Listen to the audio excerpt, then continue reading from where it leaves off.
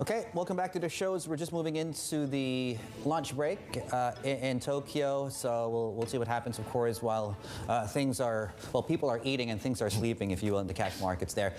We're looking at just about across the board here in terms of sectors, every single one, but one which is comm services. No, that's down.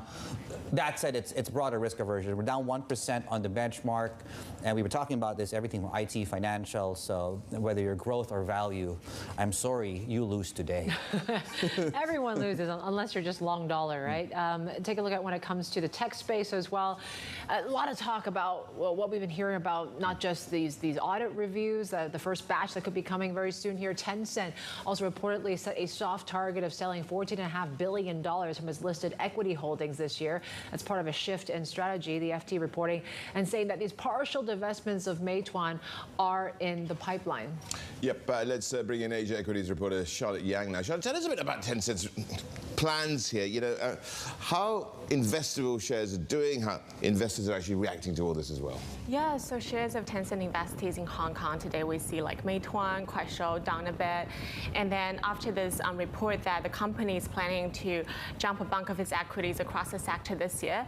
However, we're also hearing that traders expecting the selling pressure to be short-lived because for one, the market has some expectation after the tech giant last year has already said that they're going to divest some of its shares in JD, and also following the earlier report from Reuters. So market has some expectation of this, and also some view as this as a sign that could potentially ease regulatory pressure of anti-monopolistic behavior in China. Now, the other one is the audit story, right? And, and our understanding is you have a first batch of names which are going to come under review. So what's the story? Are they going to come to Hong Kong? Obviously, they're going to quarantine if it's still in place. What do we know about that? Yeah, so it is expected that U.S. regulators will be arriving in Hong Kong later this month. And we have a tentative first batch of companies, including some of the country's largest tech giants like Alibaba, Baidu, NetEase. And however, it's also more attention is also on the implementation side, because after the initial excitement of, oh, we've reached this deal, everyone's looking at how this will go out, given that we've got conflicting messages from the U.S. side and the China side. The U.S. side said they have the sole discretion to these companies as well as auditing engagements, while China said you need Chinese assistance. So everyone's closely watching how this thing is actually going to plan out, as well as some of the logistical difficulties. How do you actually transferring those working papers from mainland China to Hong Kong is also pending answers. You're watching, of course, your team, this whole sell-off. What's the big kind of story for you today? In tech or just Asia equities overall? This risk aversion we're seeing for a fourth day? Yeah, so at the moment, appetite is still very weak. Asia, some people are more positive on that. We were seeing this cheap valuation, so they could be rebound. But in general, it's just investors are still very risk-off when it comes to in such a high inflation and risk environment. And for China, we still lack clear colors with COVID. Nothing's changing much. And eyes are on the upcoming meeting in Congress. So with the leadership confirmation of President Xi's third term expected, that could potentially bring some gain approaching the meeting. Absolutely. Economic team, of course, going to be key there as well. Thank you, Charlotte. Charlotte Yang there, having a look at Asian equities and beyond. Okay, let's have a look at the first word news headlines. Got a top UN official saying that China's committed serious human rights abuses against ethnic Muslims in the Xinjiang region and may be guilty of crimes against humanity.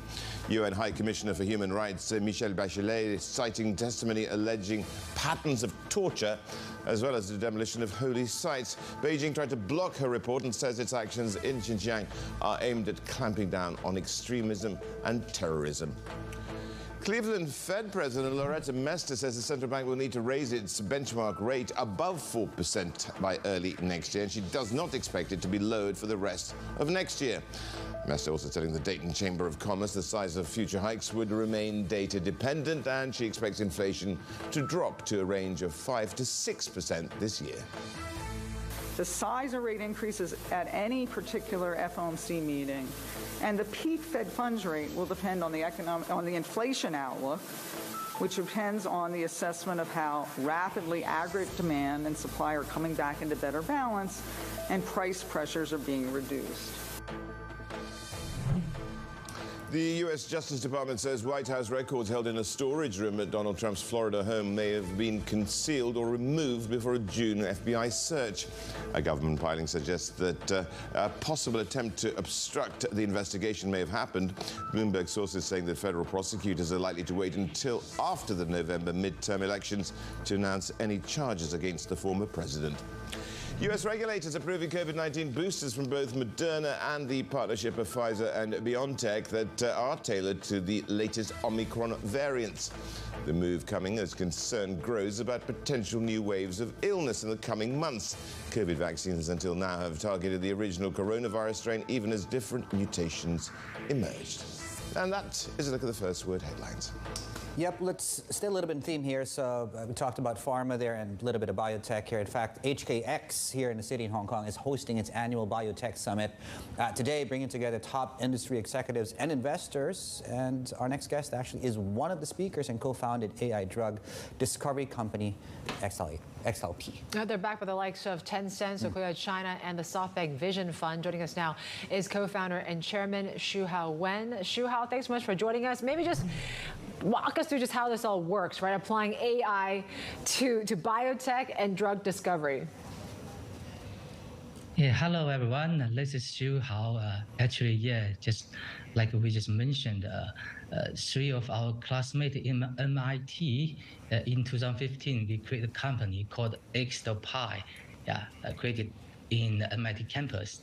Yeah, I think 4 years later, even a lot of very good structural biologists don't think it is possible to predict the protein structure because it's too complicated. But now you see in this year, you see the success of AlphaFold 2. Now AlphaFold 2 can predict even almost all protein structure on this planet. So we think this event, the success of AlphaFold 2 is kind of a landmark event. We see the door of AI in pharmaceutical industry is open, and even in the future, I think artificial intelligence will become the fundamental infrastructure of drug discovery and development industry. It's kind of like water or electricity in this drug discovery or development industry. Yeah, and yeah. And XLP, just I mentioned, we start in 2015 in MIT campus. And now recently we developed our own ID4 platform. Yeah. Yeah, well, you know, one of the big sources of cost for biotech companies and pharma companies, right, is R&D. And our understanding is, of course, you apply your AI and hopefully further and improve and accelerate that process. Can you talk to us from a pharma perspective, how much cost savings they can actually make using your algorithms? Yeah, I can make it maybe have some explanation by some examples. For recently, this is a client from the United States. It's a big pharma company. So we use AlphaFold 2 algorithm and some of own algorithm plus our own cryo-EM. We help them to solve the crystal structure of the target protein very clearly. This is not just to speed up the process. It solves the problem and stop the whole project. Right? This is the first example how we can use AI plus our own cryo-EM. The second example, we built almost over hundreds of these algorithms. First, some are from a physical base, like quantum physics. This algorithm can help this platform we call ID4. So we have developed our own X force field. XFEP is kind of free energy perturbation theory, and exposed. These algorithm tools can very, very accurately predict the drug candidates' efficacy, selectivity, and solubility. This is very important properties for drug candidate. We're also using AI tools to help predict all those very important pharmaceutical properties like ADME toxicity. All these algorithm can parallel work together to evaluate. Sure. Put it very simply, if you would please. And can you tell us about any particular field of medicine that you think you can make a big breakthrough?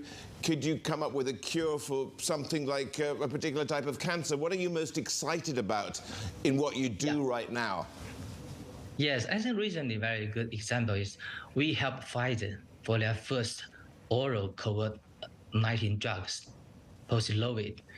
Using our algorithm, we at least speed up the process several months for them to develop these first oral COVID-19 drugs. And because of this, the Fortune China named XOPI one of the most social impact company. So this is, I think, a very good example.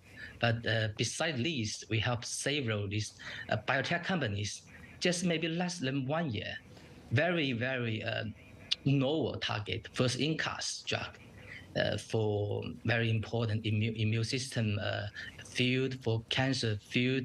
We help them to, in less than 1 year, to develop the drug into a CMC stage. And this young biotech can raise 3 round fundraising and get a lot of interest from the capital market. Yeah, Shuhao, you mentioned about fundraising. There seems to be a lot of money, a lot of optimism being in this industry right now, despite what we're seeing in the economy. In fact, some investors going into the space here, even before a lot of these companies and pharma companies go into a clinical trial.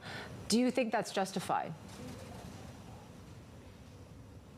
Yeah, I think, for AI drug discovery, this is new technology. Sooner or later, I think this will help.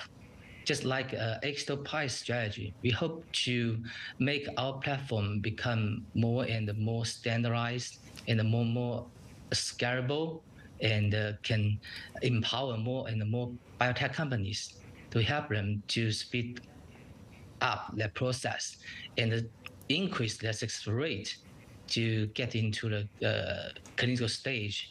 So this can help them to, I think, get more access and get more success even in capital market and the clinical trial stage. Shuhao, thank you so much for your time. Shuhao Wen, Chairman at XOPI, joining us there, and all about, of course, AI being used in the biotech arena. Look at the oil price down, 2.5% in the last 24 hours. We've got the OPEC Plus coalition slashing its supply forecast for global oil markets. We've got members struggling to meet output targets. We'll have a look at the nuts and bolts of all that. This is Bloomberg.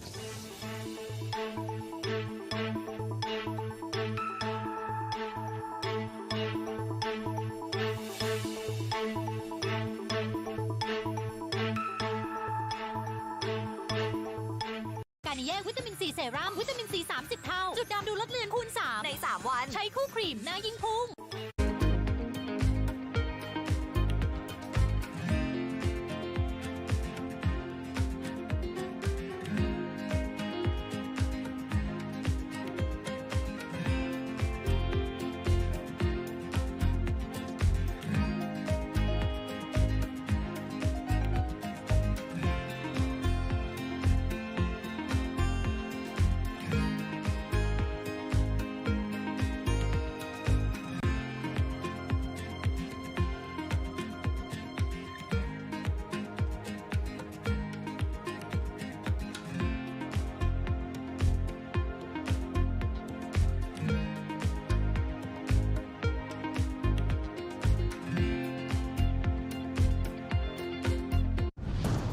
No one covers the world like Bloomberg. We have to get interest rates higher and bring inflation back to our targets. Spare capacity is becoming scarce. We are running on thin ice. No one deliberately wants to go into battle, but we sleepwalk into conflict. With unmatched reach and resources from more than 120 countries, the moment news breaks, 24 hours a day. Bloomberg, your global business authority. Bloomberg Green, bringing you the business, data, and innovators fighting climate change. Reinventing climate news on TV, Quick Take, and Bloomberg.com.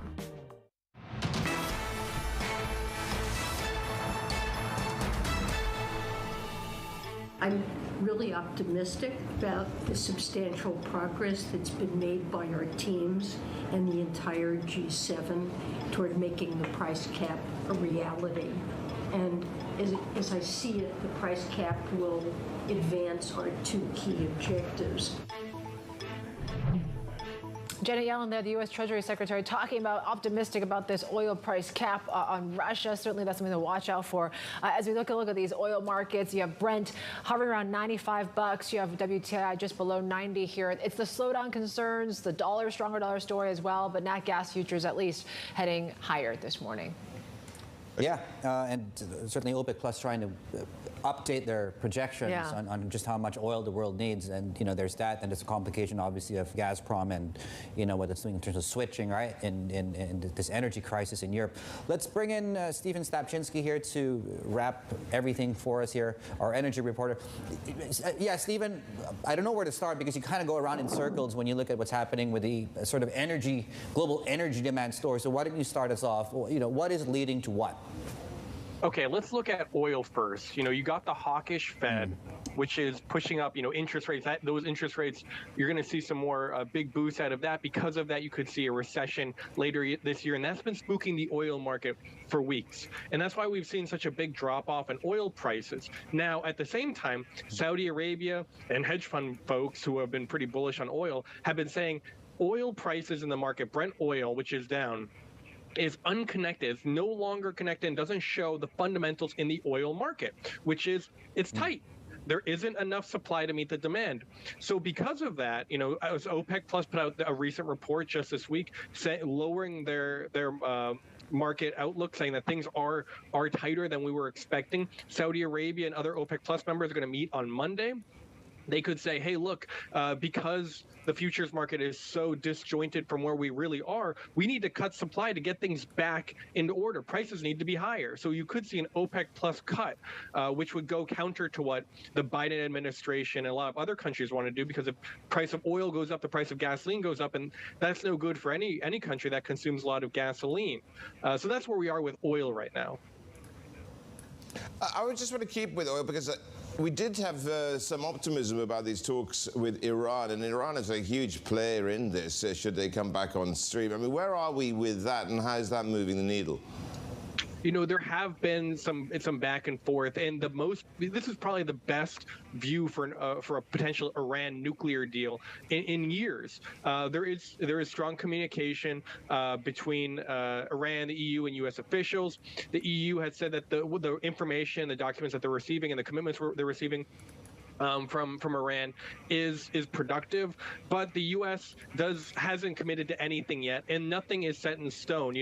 This is such a difficult thing to predict because these negotiations have been going on for a long time. It's very sensitive for all of the governments involved. But if a deal were to be done, traders and analysts are betting it would probably be done pretty soon. And if that is done, then Iran could really bring a lot of oil back to the market by the end of the year and help to kind of bring prices down even more.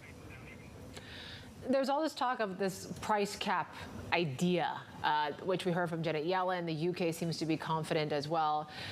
What's still needed for this to maybe get more countries on board? Who's still kind of on the fence? And how effective will it be, do you think, in terms of supply picture? If we're talking about a price cap on Russian oil, it will be challenging because you have to effectively get everybody on board. A price cap of this sort of nature has never really worked before, and so getting everyone to agree, hey, we're going to set the price of Russian oil at X below where the market is, requires a pretty big commitment. And if you do that, is there a risk that Russia just says, well, we're just not going to export it, we don't want to, we're not going to produce it, and then the whole thing blows up. And Yellen wants the oil flowing into the market, but they don't want to reward Moscow. And so if that happens, it defeats the whole purpose. It's a very challenging thing to do, and there are some EU countries that don't even want to pay any money to Moscow, so it's not going to be easy. Stephen, thank you. Stephen Stapczynski there, our Bloomberg energy reporter. We got plenty more ahead. This is Bloomberg.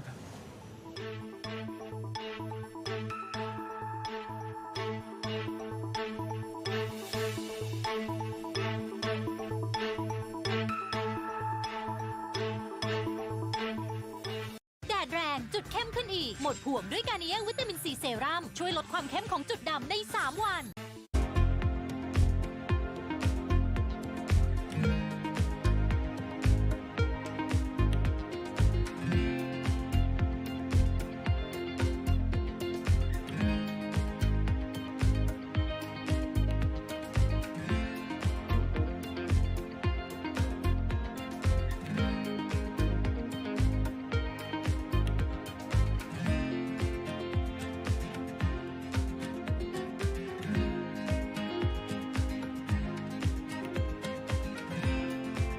Bloomberg has enhanced search on the terminal to deliver what you need when you need it.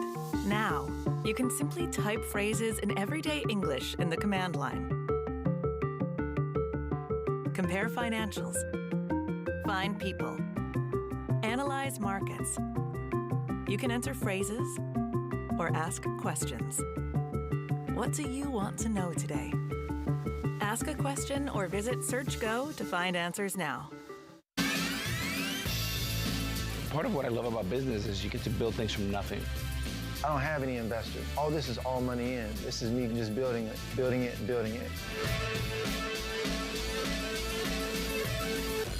However you get your news. This is Bloomberg Daybreak with Lee. On Bloomberg Radio. Welcome to Daybreak Australia. This is Bloomberg Technology. This is Bloomberg Green. On TV, radio, and the web, this is Bloomberg.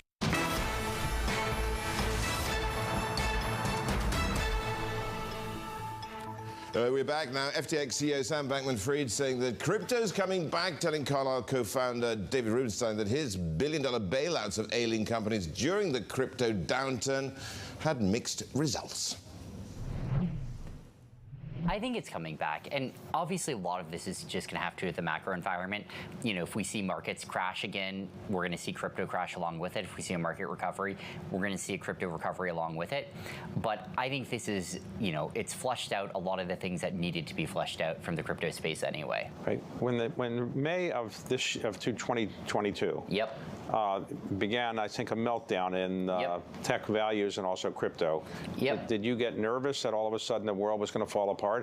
Not super nervous. It's like it was definitely going to be a rocky road for the industry, and you know, you saw some businesses blow up when Bitcoin hit 20K. I think, you know, if we saw things melt down much further than they did, right? If we saw, you know, NASDAQ drop 30-40% from here and Bitcoin go down to 10K per token, I think you would see another round of pain for the industry that would potentially be more of a medium to long-term problem. So it didn't give you any gray hair, I can see, so. Oh, a little bit, but, you know, I plucked those out to keep up appearances. So let me ask you this. When the Bitcoin world was kind of going down a bit, I think Bitcoin peaked at 61,000 or something, and now it's at 23,000, but it went as low as 17, 18,000. 17, 18. When it did, a lot of other cryptocurrencies went down as well. You bailed out some companies. Yeah. What money did you use to do that?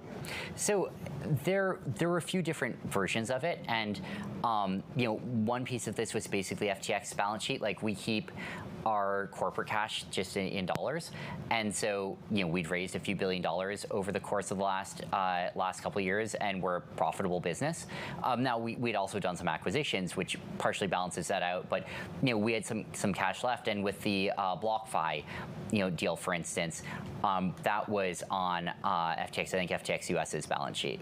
Well, when Wall Street had its problems early in the 20th century, Mr. J.P. Morgan himself used to go out and say, I'm going to bail out certain companies, and you were called the J.P. Morgan of crypto. Does that bother you, or did not? It doesn't bother me too much. I mean, I think it's something I thought was the right thing for the industry, and you know, our very explicit mandate that we sort of gave to the team of people working on this was, your goal is not to make a fortune for us doing this. Like, your goal is to do okay deals. Your goal is for us to not get our faces ripped off, but contingent on that, you know, do as much as we can to bail out the industry. And that was the higher goal, was trying to backstop places rather than maximizing on these deals.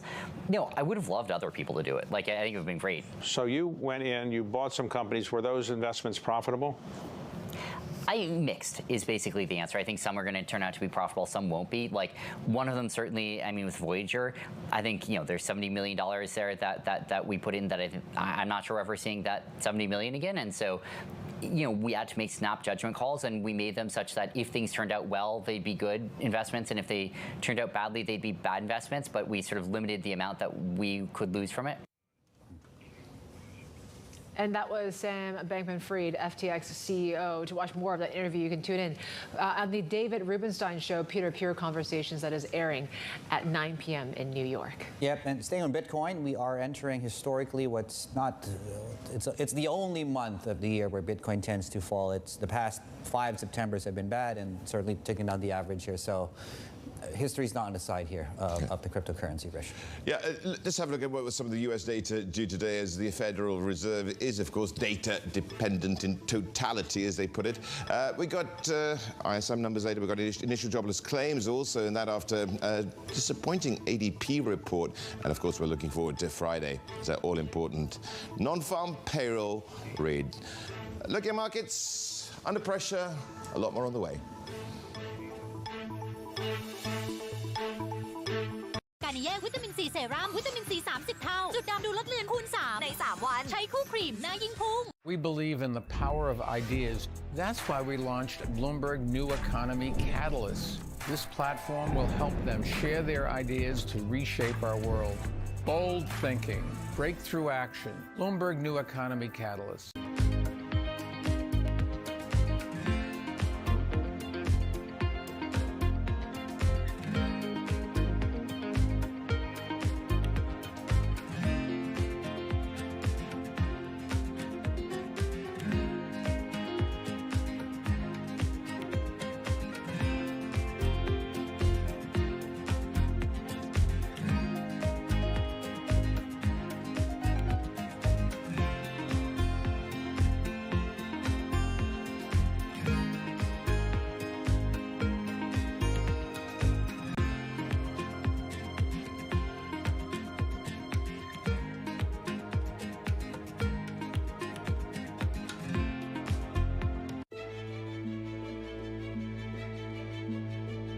I'm going to name a couple of your babies. I don't know if I'm asking you to choose amongst your children, but some of the most recognizable buildings by you, of course, the Millennium Bridge, London City Hall, the Reichstag, and the Great Court British Museum. What was your favorite project to do?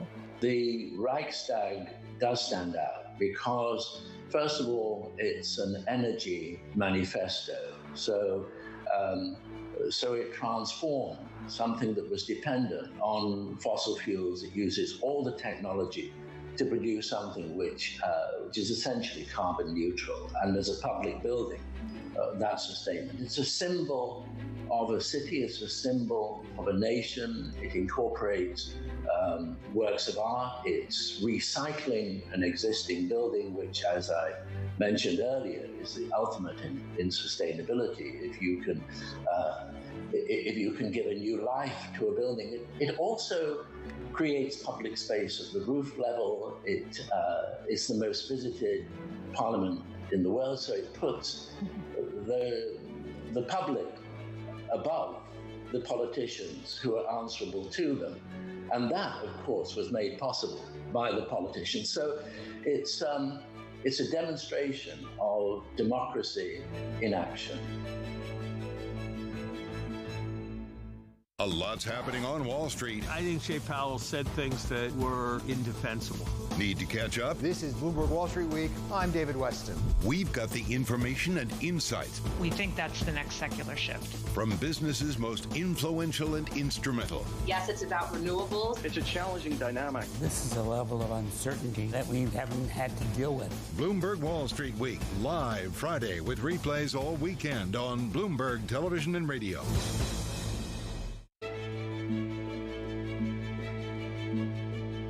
We were thinking big from the beginning. I mean, the reason that I was interested in doing this in the first place was a much bigger challenge than making a comfortable shoe or doing something in the fashion industry as a narrow opportunity. We thought that there was a big leadership opportunity. We looked around at an industry where there was 20 billion pairs of sneakers made every single year, and it was 100% made from plastic and the hides from cows, and it was terrible for the environment. and we thought that we could offer something to consumers that was differentiated in the way it feels, more comfortable, higher performance, and do that because we use sustainable materials. And in doing so, we could take a really interesting leadership opportunity and grab that and use that to tell a totally different story and compete on a totally different vector than what the rest in the industry were doing. The difference between political gossip and policy intelligence. Bloomberg Government provides our clients with expert reporting, analysis, and public affairs tools that give you the edge in reaching policymakers on the Hill. When you're in the business of influence in Washington, information and connections are the currencies on which you rely. For knowledge you can act upon, the difference is Bloomberg Government.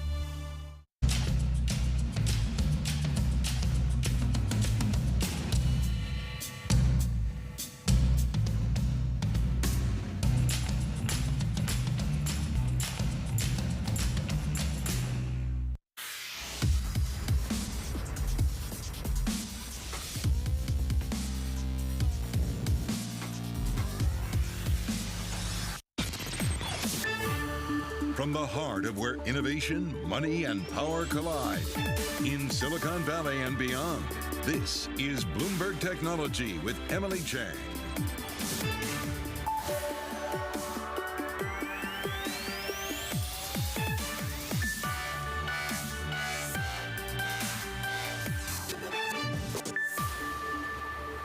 I'm Emily Chang in San Francisco, and this is Bloomberg Technology. Coming up in the next hour, add Snap to the list of big tech names laying off hundreds of workers. This is two top ad execs leave Snap for Netflix. The slowdown in revenue growth being felt across the tech industry, and some companies like Netflix are turning to ads as the answer. Plus, Mark Zuckerberg's conversation with Joe Rogan offered a glimpse into his vision for Meta. But the tough reality is that vision hasn't changed much since Facebook bought Oculus back in 2014, and people just don't seem that into it. And we continue our EdTech series after a new poll shows less than half of Americans support President Biden's student debt relief plan. We will also chat with the CEO of the textbook maker Pearson, who thinks NFTs could be a new revenue stream. All of that in a moment, but first let's get a look at the markets. U.S. stocks ending a turbulent month on a down note. Bloomberg's Katie Greifeld with us now for more. Katie, walk us through the day. Emily, 2 straight days we've opened in the green. 2 straight days you had stocks finish in the red. That's what we saw today. You had the S&P 500 down 0.8%.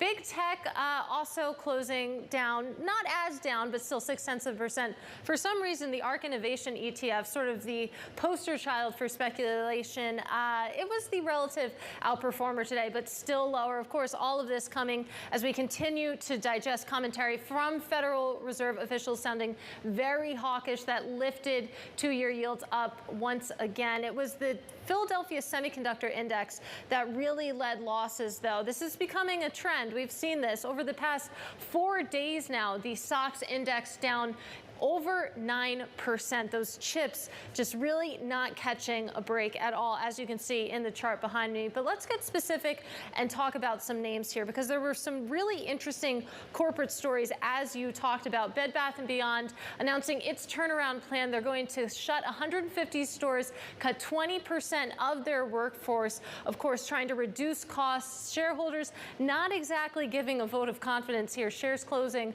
really 21% lower, just absolutely cratering today. You contrast that with what we heard from Snap, also saying that they're going to cut 20% of their workforce, but investors clearly cheering that a little bit more. Shares up 9%. And you did see other social media stocks lift as well. Snap did reveal that revenue jumped about 8% or so in the third quarter. That helped out Meta Platforms, for example, up 3.7%, Emily.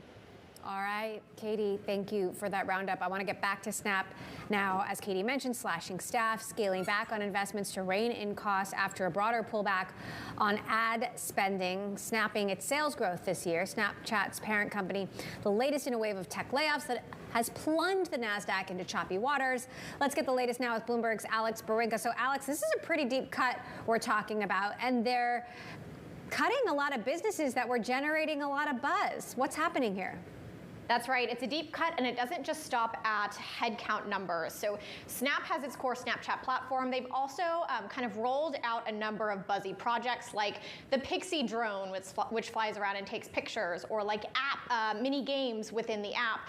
A lot of these projects are falling by the wayside. They're either being killed or scaled back in the case of something like Snap's Spectacles. Now, all of this has basically come to a head as the company said, the CEO said in an internal memo, that revenue growth for this quarter is basically going to hit single digits for the first time ever since they're a public company. So they are looking at the company, really refocusing on anything that is monetizable, on their ad business, and on any future potential places to make revenue, and culling basically everything else, Emily.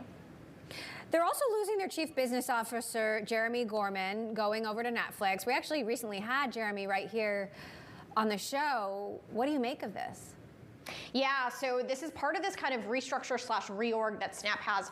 All of Jeremy Gorman's businesses are shifting over to a new chief operating officer that they have promoted from their engineering team. Look, I think that an analyst over at JMP Securities summed it up best. They said, we don't really know who's in charge of the ad business right now. I think it'll be another bit of this kind of prove me process to be sure that leadership there at Snap really can show that they can kind of lean into the role that Jeremy is exiting. She is a kind of seasoned ad executive. She is really strong on the ad sales side and has experience at other big tech companies. So they definitely have a bit of a gap there to fill. And look, that whole business, which is the money-making arm of Snap, will now be reporting into a brand new exec in a new seat. So for investors, they're happy to see the cost cuts from the news today, but I would guarantee that that's going to be a place that they're watching because that is, you know, the bread and butter of Snap's top line. Now there's been a lot of tumult in social media, but you know, for somewhat different reasons. Obviously, Meta, we reported yesterday, they're laying off a bunch of contractors, also doing this big pivot to the metaverse. Twitter is embroiled in this lawsuit with Elon Musk. You've got TikTok, you know, fighting these content moderation wars, but kind of winning on the engagement side. Can you compare Snap's fortunes with these other competitive platforms? Yeah, I think it's really interesting, Emily. Snap has really kind of benefited from its reputation and its prowess with younger generations. That is really when advertisers go there to spend money, like that is one of the things that's top of mind. Snap owns the younger generations. Well, now you have TikTok on the scene, who has also really done well to win over the downloads and the business of those younger audiences. So you have TikTok kind of leaning in and pushing in on Snap, and kind of threatening their core user base. And then you have places, as you mentioned, like Meta, and I would also throw Google, its search and YouTube businesses in the mix there too, which are a bit more, I would say, dependable for advertisers. So if you're looking at a where is the money going basis, we've seen through the last few earnings cycles, it's not really going to Snap. TikTok's a private company, so we will see. Meta and YouTube, Google seem to be continuing to kind of rake in the cash. So it's definitely a fight out, and I would toss Instagram there in the mix too as well, probably somewhere in the middle. It's definitely a battle that is raging that we'll be paying a lot of attention to, but when it comes to Snap, again, like this kind of podium they've been on of owning Gen Z, of owning the teens and 20-somethings, I think that's really coming under threat in a way that perhaps they haven't seen before from the likes of Facebook, Instagram, or YouTube. All right, Alex Barinka, thank you. Cover social media for us, appreciate it. Well, as we mentioned, those two Snap executives going from Snap's ad business to help Netflix launch their ad-supported platform. Jeremy Gorman, as we mentioned, along with the president of ad sales, Peter Naylor, joining Netflix in September. Here to tell us more about this, Bloomberg's Lucas Shaw. So, Lucas, how big a coup is this for Netflix? I mean, look, they took two of the top executives in the digital ad business right now. Peter Naylor in particular, though Jeremy Gorman, I believe, is more senior at Snap. Peter Naylor helped build the ad business at Hulu, which, other than YouTube, is really the biggest digital video ad business in the U.S. Netflix has spent the past couple of months, if not longer, looking for some executives to lead the charge for them as they move into advertising, and now they have, you know, two really solid people. So at this point, what do we know about Netflix's ad-supported tier, how it'll compare to Disney's ad-supported tier, etc.? We know that it's going to debut either in the final 3 months of this year, likely kind of November, December, or at the very beginning of next year. My reporting has suggested that it will cost about half as much as the basic Netflix tier, so think like $8, $9. There will be advertising in some programming, but not all, not advertising in kids programming, at least not at first, not advertising in new movies. And there'll be ads before and during some programs, but not after. And they're aiming for about 4 minutes of advertising per hour. You brought up Disney. The 4-minute Netflix, sort of like Disney and like HBO Max, is aiming for a low advertising load, and they can charge a lot for those advertisements. They don't want to have much more than 4 minutes per hour. They don't want to make it uncomfortable for the viewers. That's much easier said than done, and we'll have a better sense of what this looks and feels like when these services come out at the end of the year. Couple interesting headlines out from Dow Jones. One, that Disney is exploring an Amazon Prime-like membership program to offer various discounts and perks. Another, that Netflix is looking to charge brands premium pricing for this ad-supported tier, which is not necessarily a surprise. What do you make of these? Yeah, I mean, the Disney news, I think, makes a lot of sense. They already have a bundle for their 3 streaming services, and they also will charge fans of their parks for what's called an annual pass, where you can pay one set price and get to go again and again, with the exception of certain days. Look, Disney is the one media company that has a truly loyal fan base. They love the brand, they love the characters. And so them trying to create one bundle for their superfans that people can pay and reduce churn or the number of cancellations for some of their services makes all the sense in the world. You know, as for Netflix, I honestly don't think that's really news. Both the Journal and we have reported before that they're looking to charge premium prices. All right, that would make sense. Bloomberg's Lucas Shaw, thank you very much. Meantime, Twitter has subpoenaed Stanford University as part of its legal battle with Elon Musk. Yes, the university. We'll tell you why next. This is Bloomberg.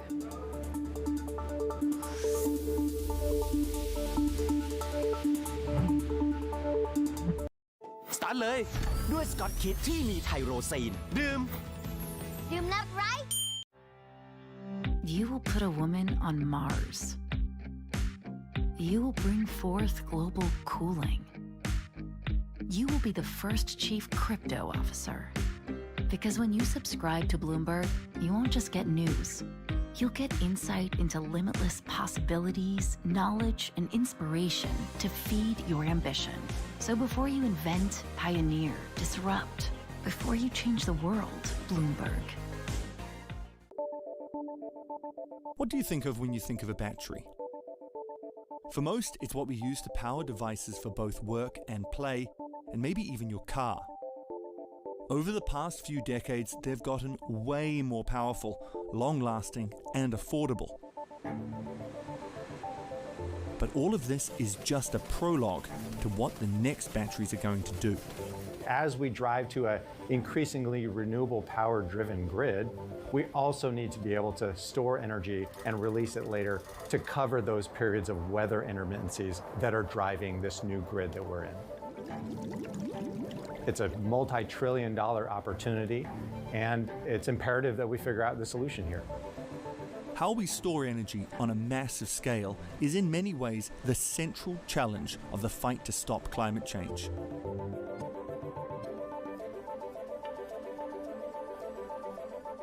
Watch Bloomberg Surveillance Early Edition for the news you need when you need it. I'm Matt Miller with Kaylee Lyons in New York and Anna Edwards in London. I'm going to be watching retail earnings from both Home Depot and Walmart. Then surveillance for in-depth analysis. Alongside Tom Keane and Elisa Abrambit's son, Jonathan Ferro. Across the board, these are good numbers. And a big headline there is reaffirming the outlook. How much does this give faith that you can get some sort of resurgence in consumer spending? Bloomberg Surveillance.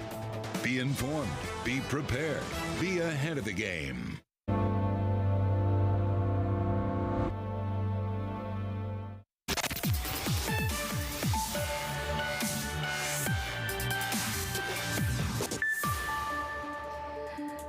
Let's get the latest now on the Musk Twitter trial. The billionaire asking for more time again, this time to dissect the claims of a whistleblower. And also, Elon Musk wants to talk with his alma mater, and that is Stanford University. Here to explain, Bloomberg's Jeff Feely. So, Jeff, let me get this straight. We thought it was Twitter subpoenaing Stanford, but actually it's Musk subpoenaing Stanford.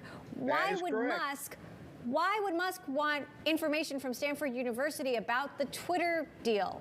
Okay, so we don't know for sure, but one of the Twitter board members, a Dr. Lee, works at Stanford and is one of the AI experts at Stanford, so it could be that.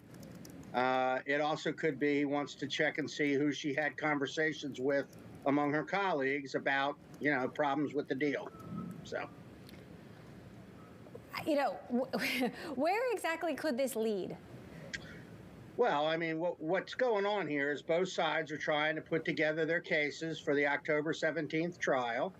And Mr. Musk wants to know what conversations the Twitter board members have had with people about this, obviously looking for material that would help him justify walking away.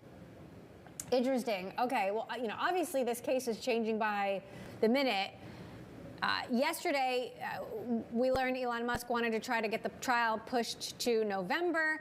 Now he's potentially trying to get it pushed even further out to December. What exactly do we know about what Musk is asking for at this point? Well, they're asking to push the trial to late November, early December to give themselves and the Twitter folks more time to dig into the allegations of the whistleblower that have emerged. And, people need to find out whether his allegations are substantial or sour grapes.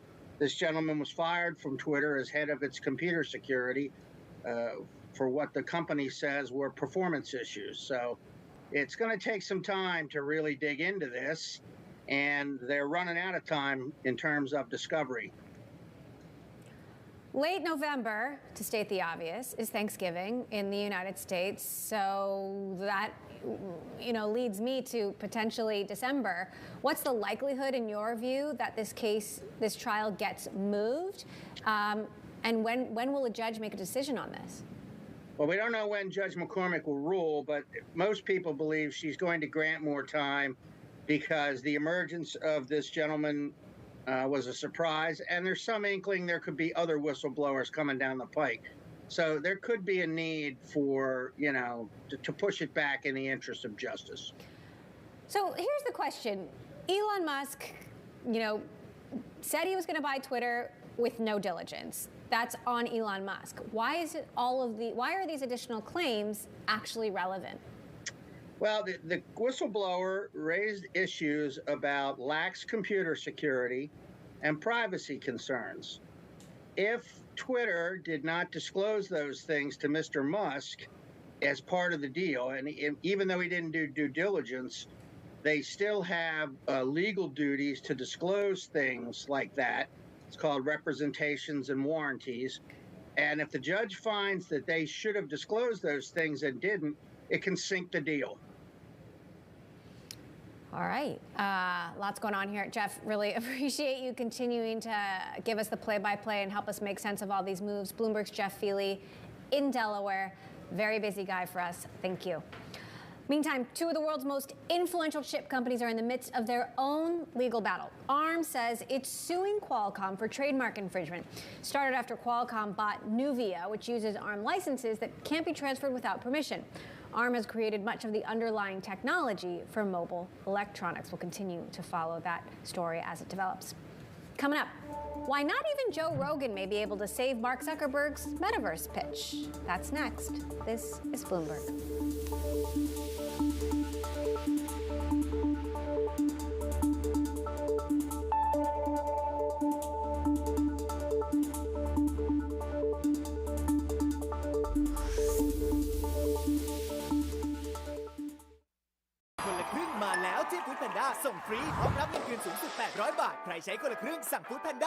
We believe in the power of ideas. That's why we launched Bloomberg New Economy Catalyst. This platform will help them share their ideas to reshape our world. Bold thinking, breakthrough action, Bloomberg New Economy Catalyst.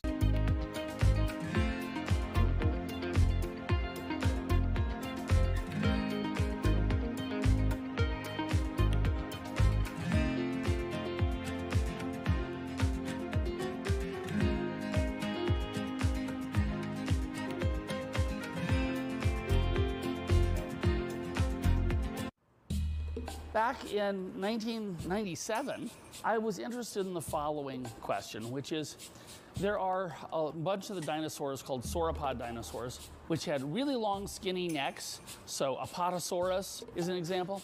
They also had really long skinny tails. So I made a computer model that showed that in fact the tail of these sauropod dinosaurs could actually act like a whip, a bullwhip. Now, the way a bullwhip makes that cracking noise is because the tip of the whip actually goes about twice the speed of sound. Okay. And that crack is a sonic boom. Yep. I think the way they got a date was to impress the females by making loud booms.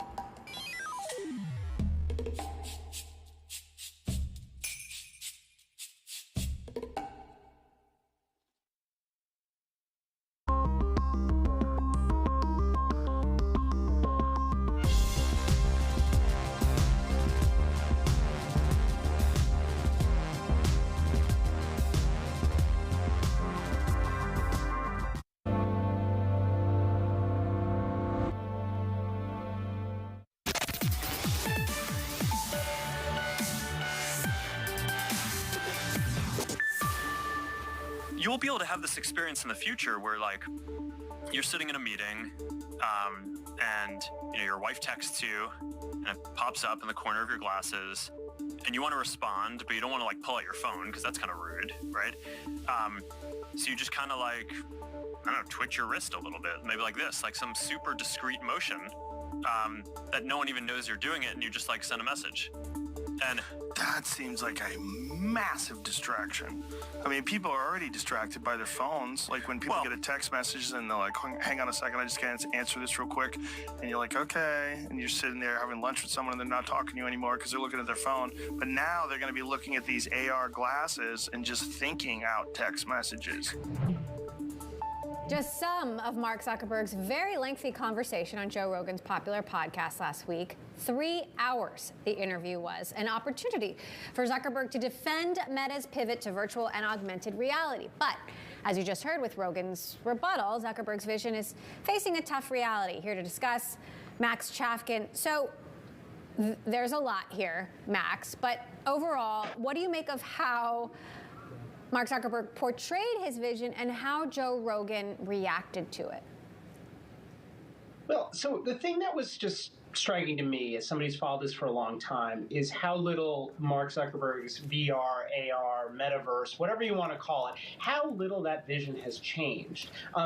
We've kind of, over the last 6 months or so, been talking about it as if it's this, brand new thing. Yeah, they're spending billions of dollars, and kind of forgetting that Facebook purchased Oculus, the company that seeded the VR effort in 2014. It has spent even before spending $10 billion in 2021, it had spent billions and billions of dollars marketing several successive devices.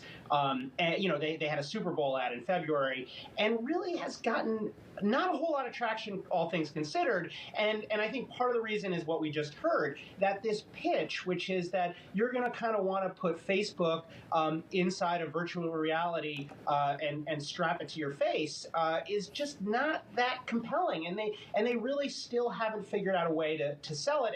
And for 3 hours with Joe Rogan, we saw Zuckerberg kind of working, basically trying to his every trick he could think of to sell it. And coming up short, I would say. Now, I'd actually heard that texting example from Zuckerberg before about his wife sending him a text and how VR could be cool to help him check that text without other people noticing. This one was new to me. Take a listen. There's something that's just so primal about it. That's I don't know. It's And since then I've just introduced a bunch of my friends to it, and that's been really fun because now it's like we train together and we just like wrestle together, and just I don't know, there's like a certain intensity to it that I like. Now I understand that maybe Zuckerberg's trying to show a little bit more of his human side, but there's a sort of naivete there, or a falling flat, I might say. Yeah, one of the most successful tech people in the world, bringing the cringe to Joe Rogan. It maybe wasn't clear if people were just coming to it cold, but he's talking about jiu-jitsu. Mark Zuckerberg has gotten into, combat sports.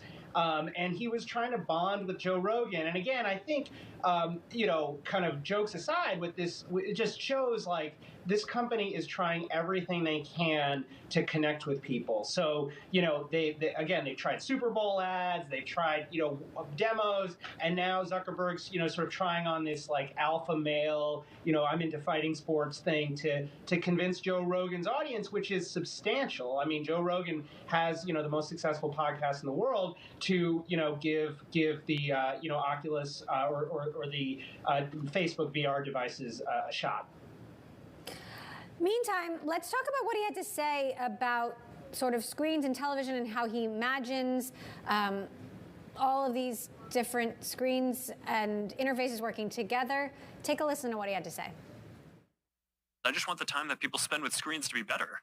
Because, I mean, today so much of it is like you're just sitting around and, I don't know, in this like beta state, consuming stuff. And I think that's like, I don't know. So I wonder what he means by beta state there, and if his vision of screens is actually what people want. Yeah, it's hard to understand if you're trying to kind of connect with the masses and convince them that this new product you have is great, that you want to start out by sort of, dissing what's basically the most popular entertainment medium in the world. I think what he was trying to say is that television is passive, and he was sort of using this kind of Joe Rogan verse, alpha meaning active, strong, manly, passive meaning, so beta meaning passive or almost effeminate to refer to television. But it really is kind of a head scratcher, and I just think it just goes to show how kind of all over the place the marketing has been here, and it's worked in certain ways, right? Like these hardware devices have sold reasonably well as kind of video game consoles, but in terms of trying to broaden this out, making this something that regular people are going to use for meetings or for travel or something, I mean, really, we're not anywhere. All right. Well, if you have 3 hours, that's Mark Zuckerberg on Joe Rogan. If you want to hear more, Bloomberg's Max Chafkin, who also wrote about it in Bloomberg Business Week. Appreciate your thoughts. Okay, coming up, why less than half of Americans approve of the president's student debt relief plan and what it means for the future of education, technology, and online learning. Plus, later, how NFTs could change the textbook industry of the future. This is Bloomberg.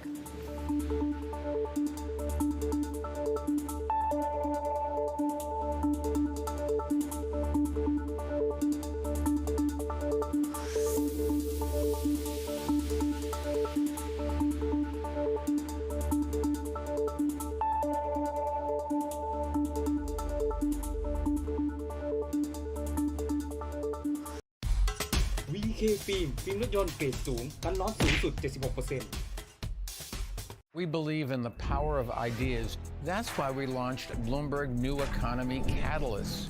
This platform will help them share their ideas to reshape our world.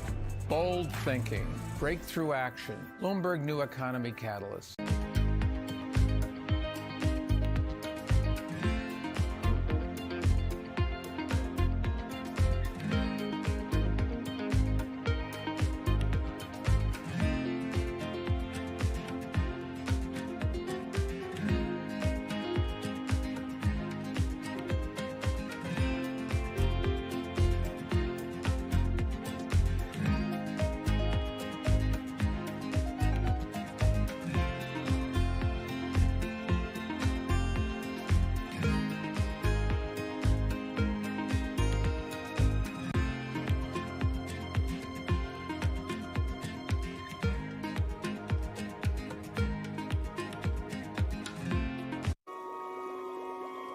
hydrogen has a very special place in the universe.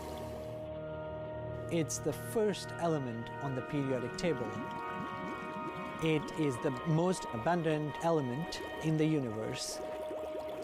And when clean energy advocates think about what can we find which would be as easy to use as fossil fuels, they think about hydrogen. The fuel that will, when burned, only produce water. We like to imagine that if we just built enough of these and these, we could ditch fossil fuels and save the planet. Unfortunately, it's not that simple. There are some things where you just need a good old-fashioned combustible fuel. Now, startups around the world are betting that hydrogen can become the fuel of the 21st century. The top names at the Fed are on Bloomberg. I have a baseline case going into September that is 50 basis points. That's where I've been since the last meeting. But I have an open mind about whether 75 is going to be necessary. 50, 75 doesn't just depend on a data point, even an important one like the CPI. I like to say that we're data dependent, we're not data point dependent. Nobody covers the Fed like Bloomberg, your global business authority.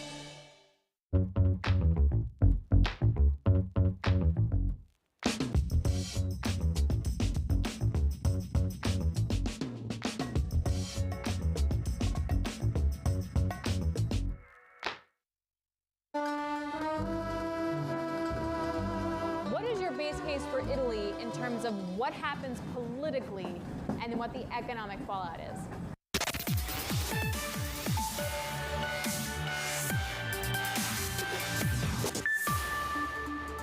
Welcome back to Bloomberg Technology. I'm Emily Chang in San Francisco.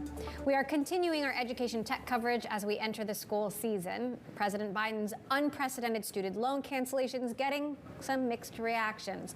A new Morning Consult political survey shows only 48% of Americans support Biden's level of forgiveness. Here to discuss, Sarah Levy, CEO of the investing and financial planning platform Betterment. So, not necessarily a popular plan.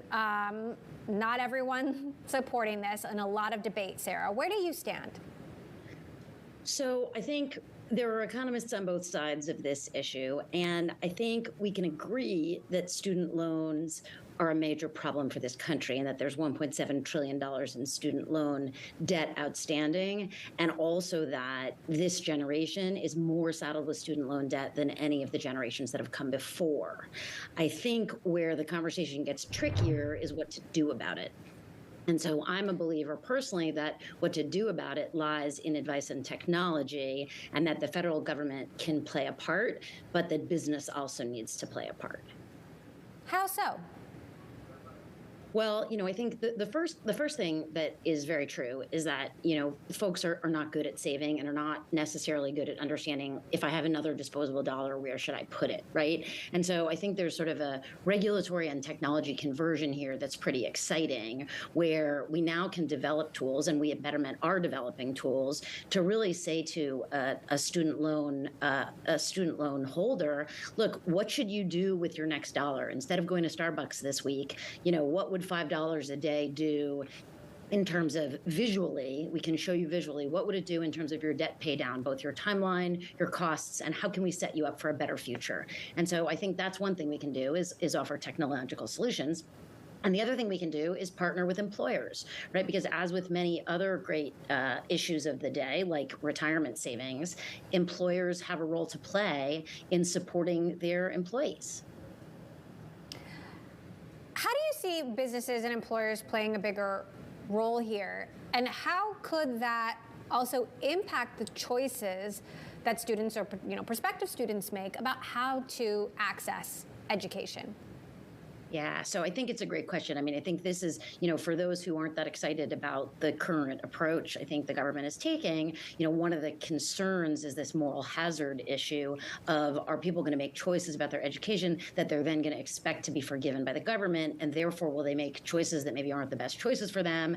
And then similarly, will the costs go up because the schools know that they can access this incremental funding? So I think this is a real challenge that I think we're poised to help with in a couple couple ways. I mean, number one, there's more legislation, if you can imagine, coming down the pike in the Secure Act 2.0, sort of on the table later this year, that's talking about tax incentives for businesses to help potentially even with a match where you link a 401k and student loan management. So imagine if I'm an employee and I can't access my company match for retirement because I'm paying down debt from my student loan and I just don't have an incremental dollar to save. Well, here's an opportunity for the government to step in and say, okay, whether you save by paying down your debt or whether you save by putting $1 in your 401k, either way, your employer can match that contribution. And that's a really powerful way for employers to be able to channel dollars where they're going to best serve their employees. What would be your message to, rising freshmen right now who are considering a college education, who have, innumerable online learning options now available to them, and companies that are reducing degree requirements? So, you've got some people out there saying, I don't need a 4-year degree.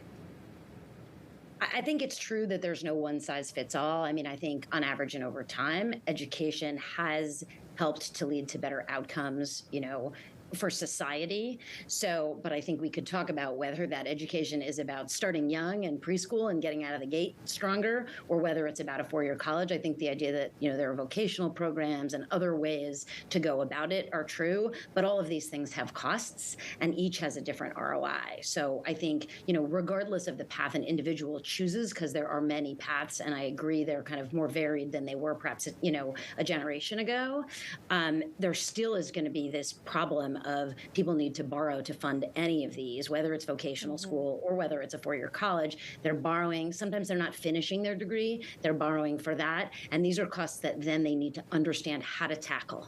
Right? And that's really the problem we're seeking to solve is how do we help employees who have taken on this debt? How do we help them tackle this debt in the most responsible way to give them the best personal long-term outcome? What would you like to see next from Washington? I think that, incentives for companies that look like the incentives for 401ks and other retirement savings would be a great place to start. All right. Sarah Levy, CEO of Betterment, thanks for weighing in on what has been a raucous debate.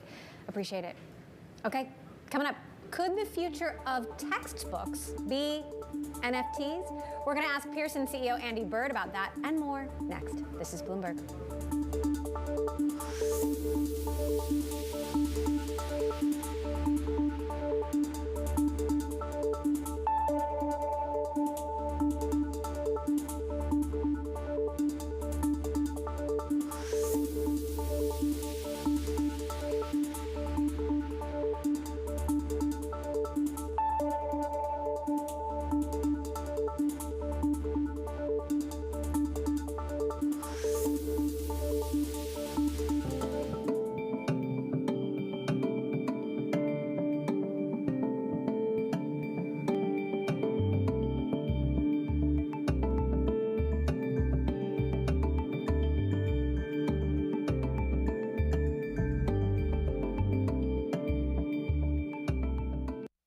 What do you think is the future of the U.S. dollar as world reserve currency?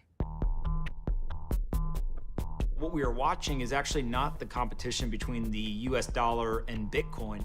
I think actually what you're watching is most of the people adopting Bitcoin as a reserve asset, but I may not be able to get access to dollars for whatever reason. And so instead I'll opt into Bitcoin. I only need an internet connection to do that. For the next 50 years, you are absolutely going to see a monetary revolution. But what you're going to see in the short to medium term is the strongest fiat currencies will hold on for much longer than we probably admit. I want to disagree a little bit with what Pomp was saying. The moment that I can buy my food, my clothing, and my shelter in Bitcoin will be the moment I don't really want to hold on to a government currency. Anyone who still doesn't have a Bitcoin wallet is going to see that cataclysmic event and be left on the wrong side of it. We believe in the power of ideas. That's why we launched Bloomberg New Economy Catalyst. This platform will help them share their ideas to reshape our world.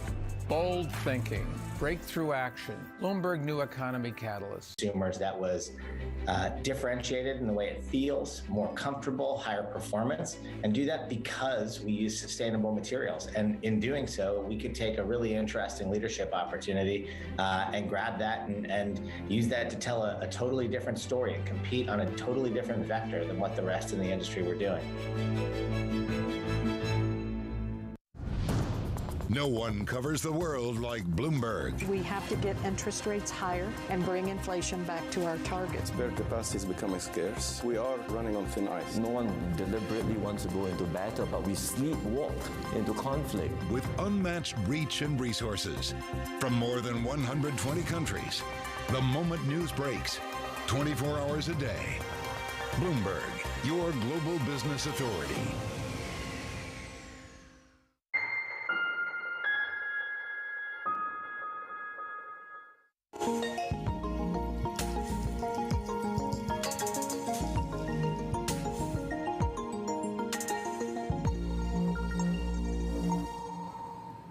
This week, we're focusing on education technology and how innovation in this field is fueling a new way of teaching and learning. And in today's Crypto Report, we're talking about how NFTs could change the game when it comes to textbooks. Let's take a deeper dive into all of that with Andy Bird, CEO of Pearson, one of the world's largest textbook publishers. So, Andy, I remember buying a lot of very heavy, very expensive textbooks. Can you explain to me how NFTs could change this industry?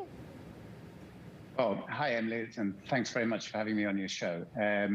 I remember those days as well of the heavy textbook, and at Pearson, we're very much leaning into digital technology as a way forward. And in fact, now if you subscribe to Pearson Plus, you'll be able to get those textbooks for just $9.99 a month. And it's one example of how we as a company are really looking at technology to move the whole industry and the whole sector forward. I think the pandemic acted as an accelerator in terms of really transforming the world of education and the world of learning, per your earlier discussion with Sarah. And in that regard, I've been really interested in how technology and how Pearson can utilize technology, both in terms of NFTs, non-fungible tokens, and blockchain. The notion of having a transparent ledger and the impact that would have on authors and royalties, for example, I think is very, very interesting. It also allows us to deconstruct the textbook, and once the textbook is in digital form, you can look at ways as offering not just text by the chapter, say, but also video. You see some of the examples on the screen now of Pearson Plus. A lot of video, a lot of animation, a lot of graphics, a lot of audio suddenly starts to come into play as you look at the way that learning and textbooks are evolving. And so as a company, I think it's very important that we're sort of trying to lead research and development in that space. And that's what we're doing. So give an example of how a textbook could be an NFT and how that could survive, be passed on to multiple students, and how Pearson could still potentially profit from it, even if we're talking, 3 or 4 students down the line, like a used textbook. Yeah, I think of a textbook, a modern digital textbook, comprising of various learning modules.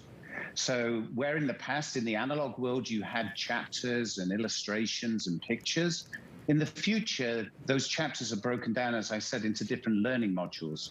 And the creator of those learning modules could, in theory, mint that learning module as an NFT, and therefore not only get paid by Pearson, if that's an author. There's a real interesting angle in terms of user-generated content and all of this, by the way, but the author or the creator of that content, it could be a video, it could be take a form of audio, would then be able to participate as that learning module is utilized down the blockchain, as it were, and the blockchain acts as that transparent ledger and makes sure that everyone gets paid an appropriate amount of money. It actually, I think, could lead to greater accessibility and affordability for education as you look more globally.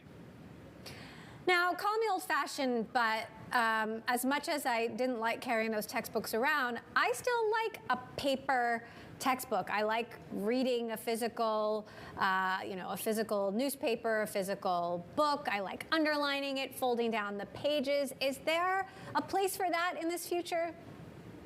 Absolutely, absolutely. And we still give you the option to get that printed textbook, and we'll continue to invest behind those. As an analogy, I like the music industry, recorded music industry. And if you think of the textbook as being the vinyl record, and then the e-text as being the CD, and then in music, of course, you had MP3 players, and now you have the likes of Spotify and Tidal and others, where you pay a subscription for access to 40 million songs.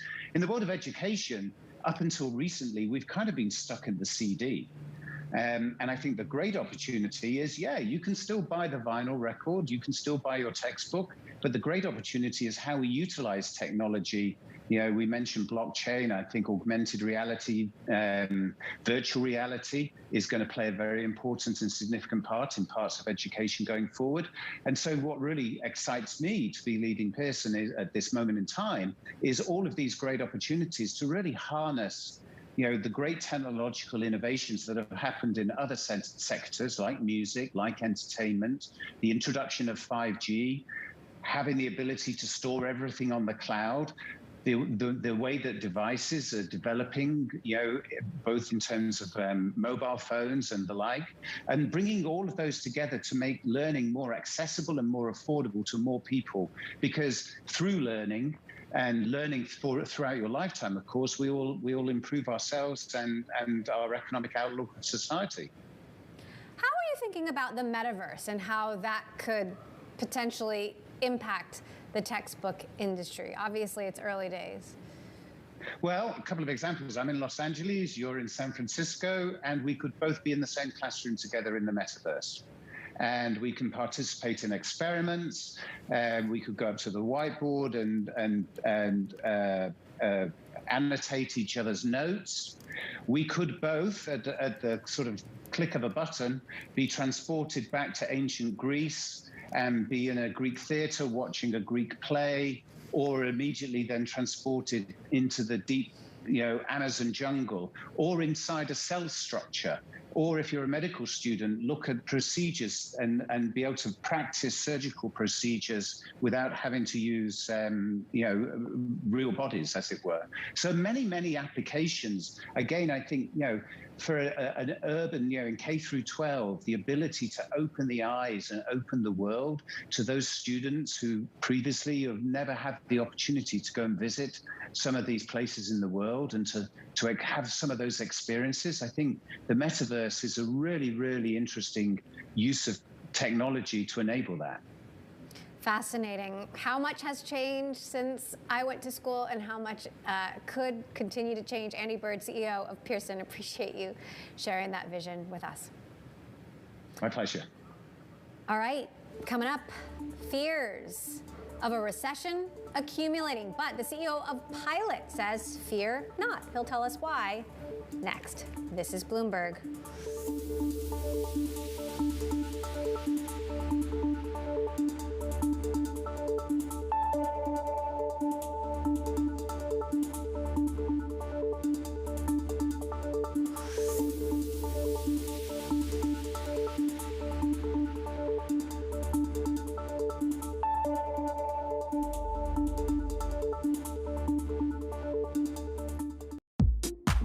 VK ฟิล์มรถยนต์กันร้อนดีราคาถูกรถยนต์เริ่มต้น 3,000 บาท We believe in the power of ideas. That's why we launched Bloomberg New Economy Catalyst.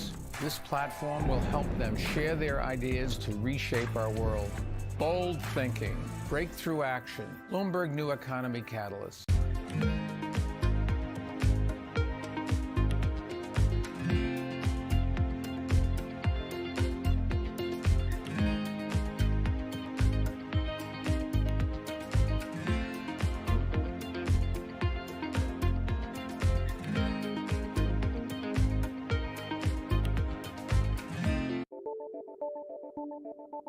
What do you think of when you think of a battery?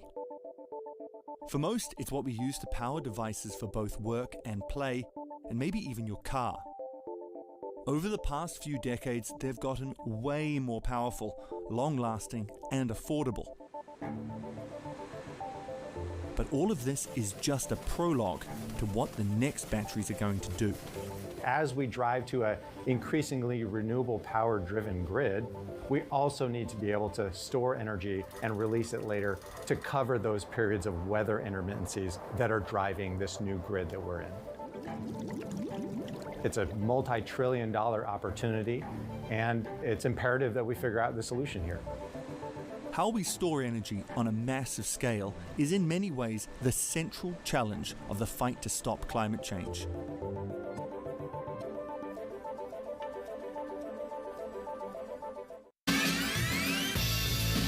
Part of what I love about business is you get to build things from nothing. I don't have any investors. All this is all money in. This is me just building it, building it, building it.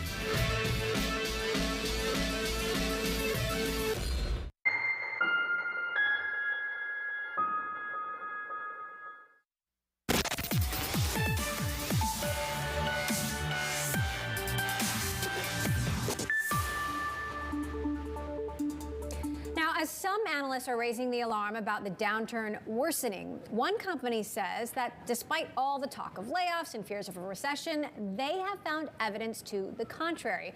Wasim Daher is the founder and CEO of Pilot, an accounting firm for startups and small businesses that specializes in CFO services, bookkeeping, tax prep. He joins me now here in the studio with more on their data. So there's a lot of gloom and doom out there. You know, we've had guests on the show who said there's going to be millions of layoffs in tech. We just saw Snap announce a 20% cut across the board. What are you seeing that tells you it's not so gloomy? It's a great question, and you know, we sort of saw the same stuff in the market, all the VC memos, all the headlines. We said, let's take a look at the data. And so for us, we're the largest startup accountant in the United States. We have thousands of customers. We processed $100 billion of accounting transactions last year. We said, what does the data show? And what we did is we took a look at about 1,000 of our customers, and two kind of key data points emerged. The first was that in June, we found that 86% of them actually maintained or even increased headcount. And then from a revenue growth perspective, Q1 definitely was a bit soft for folks, but we saw Q2's revenue growth to be actually very comparable to late 2021. So indicators are actually looking pretty good for this kind of early mid-stage startup segment. Okay, so what's the discrepancy in the numbers? That's a great question, and I think here's what's going on, which is, especially in the early and mid-stage, I think two things are happening. The first is that there's definitely pain from the downturn, but I think it's more specifically and more pronouncedly felt by companies that really have nice-to-have offerings as opposed to really need-to-have offerings. And the second is, I think the dynamics in kind of the late stage and public markets are very different than what you see in the earlier kind of mid-stage ecosystem for startups. Okay. Well, let's take Snap as an example, 20% cuts. We also reported that Meta is cutting off hundreds of contractors. Alphabet's in the middle of a hiring freeze. Apple, I talked to Tim Cook, you know, they're going to pull back on some hiring and spending plans going into next year. He said they're being very deliberate about their spending. Wouldn't it be an even more difficult world for startups that are relying on, you know, whatever they have in the bank to survive, and many of which aren't profitable?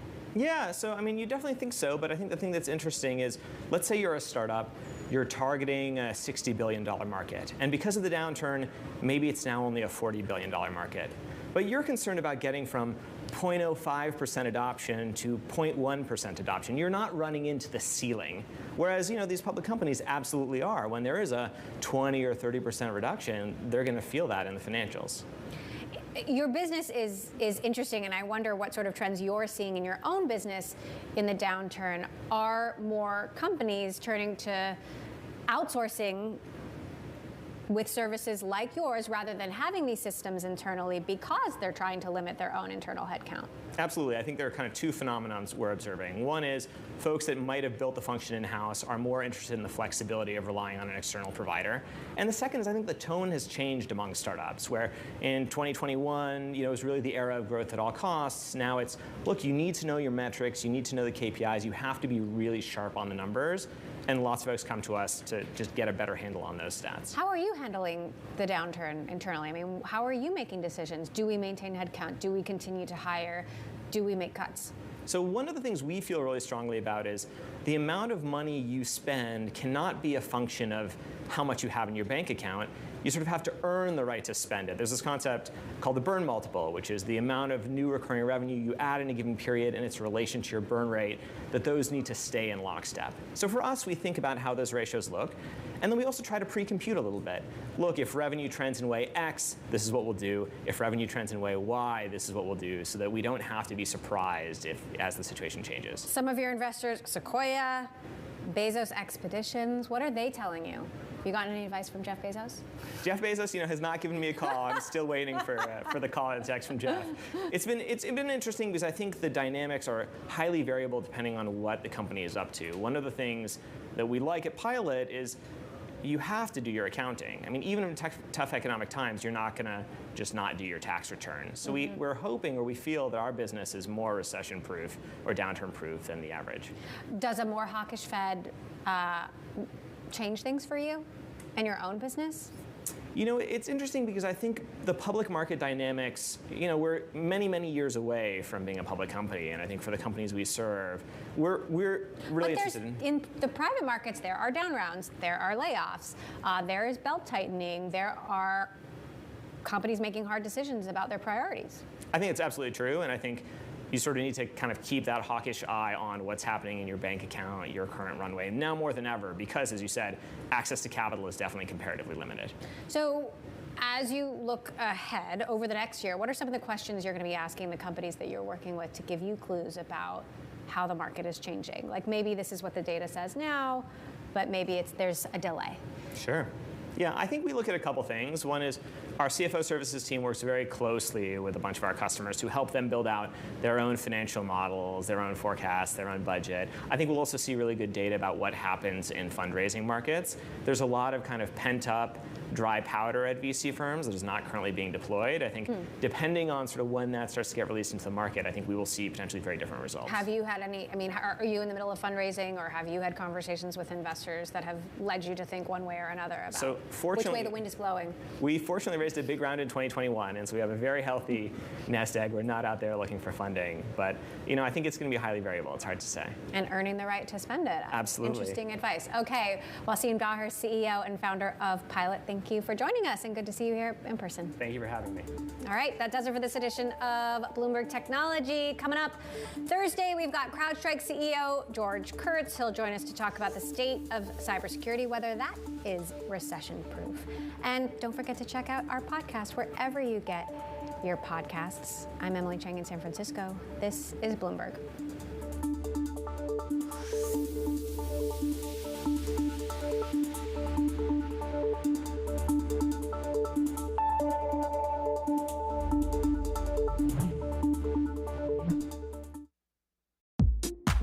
VK ฟิล์มรถยนต์กันร้อนดีราคาถูกรถยนต์เริ่มต้น 3,000 บาท At Bloomberg, we believe in the power of ideas. That's why we launched Bloomberg New Economy Catalyst. It's a community of global leaders and innovators who are blazing new trails to transform business and government. This platform will help them share their ideas with the world and provide access to the resources they need to bring them to life. Bold thinking, breakthrough action. Bloomberg New Economy Catalyst.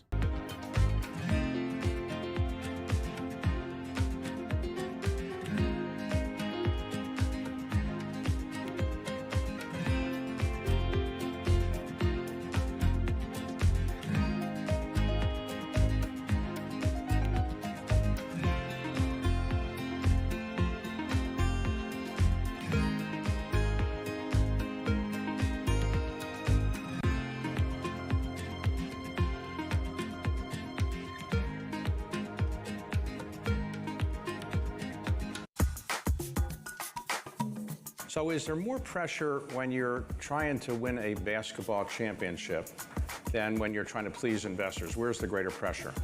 Oh, I think it's definitely trying to win a championship. it's hard because a lot of, like when you invest, and you know this, when you're investing, you can control a lot more things. When, you know, on a basketball court, you can't control whether somebody's going to make a shot. You've got to get lucky. And what's the greater pleasure, making 5 times your money on a distressed debt investment or winning the NBA championship? They're both fabulous.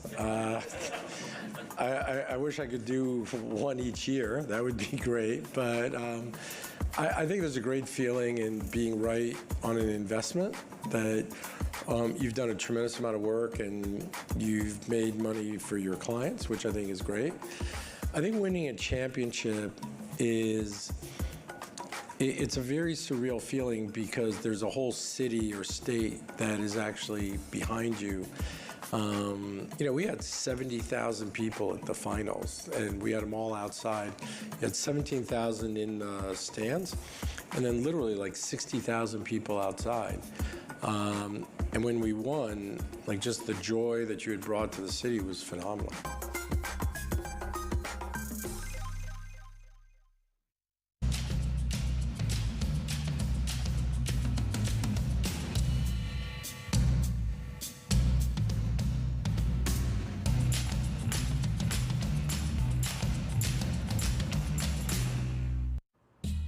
Back in 1997, I was interested in the following question, which is, there are a bunch of the dinosaurs called sauropod dinosaurs, which had really long skinny necks. So Apatosaurus is an example.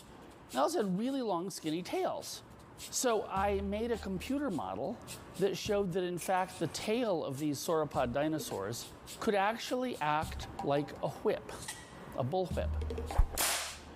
Now, the way a bullwhip makes that cracking noise is because the tip of the whip actually goes about twice the speed of sound. Okay. And that crack is a sonic boom. Yep.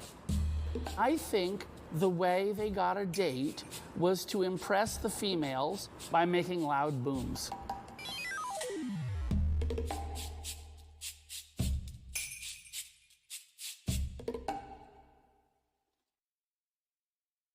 It's really a reminder, isn't it, just how sensitive the markets are to any commentary about trade. We did see some pressure on the yuan, we did see some pressure on the futures. That is now being reversed.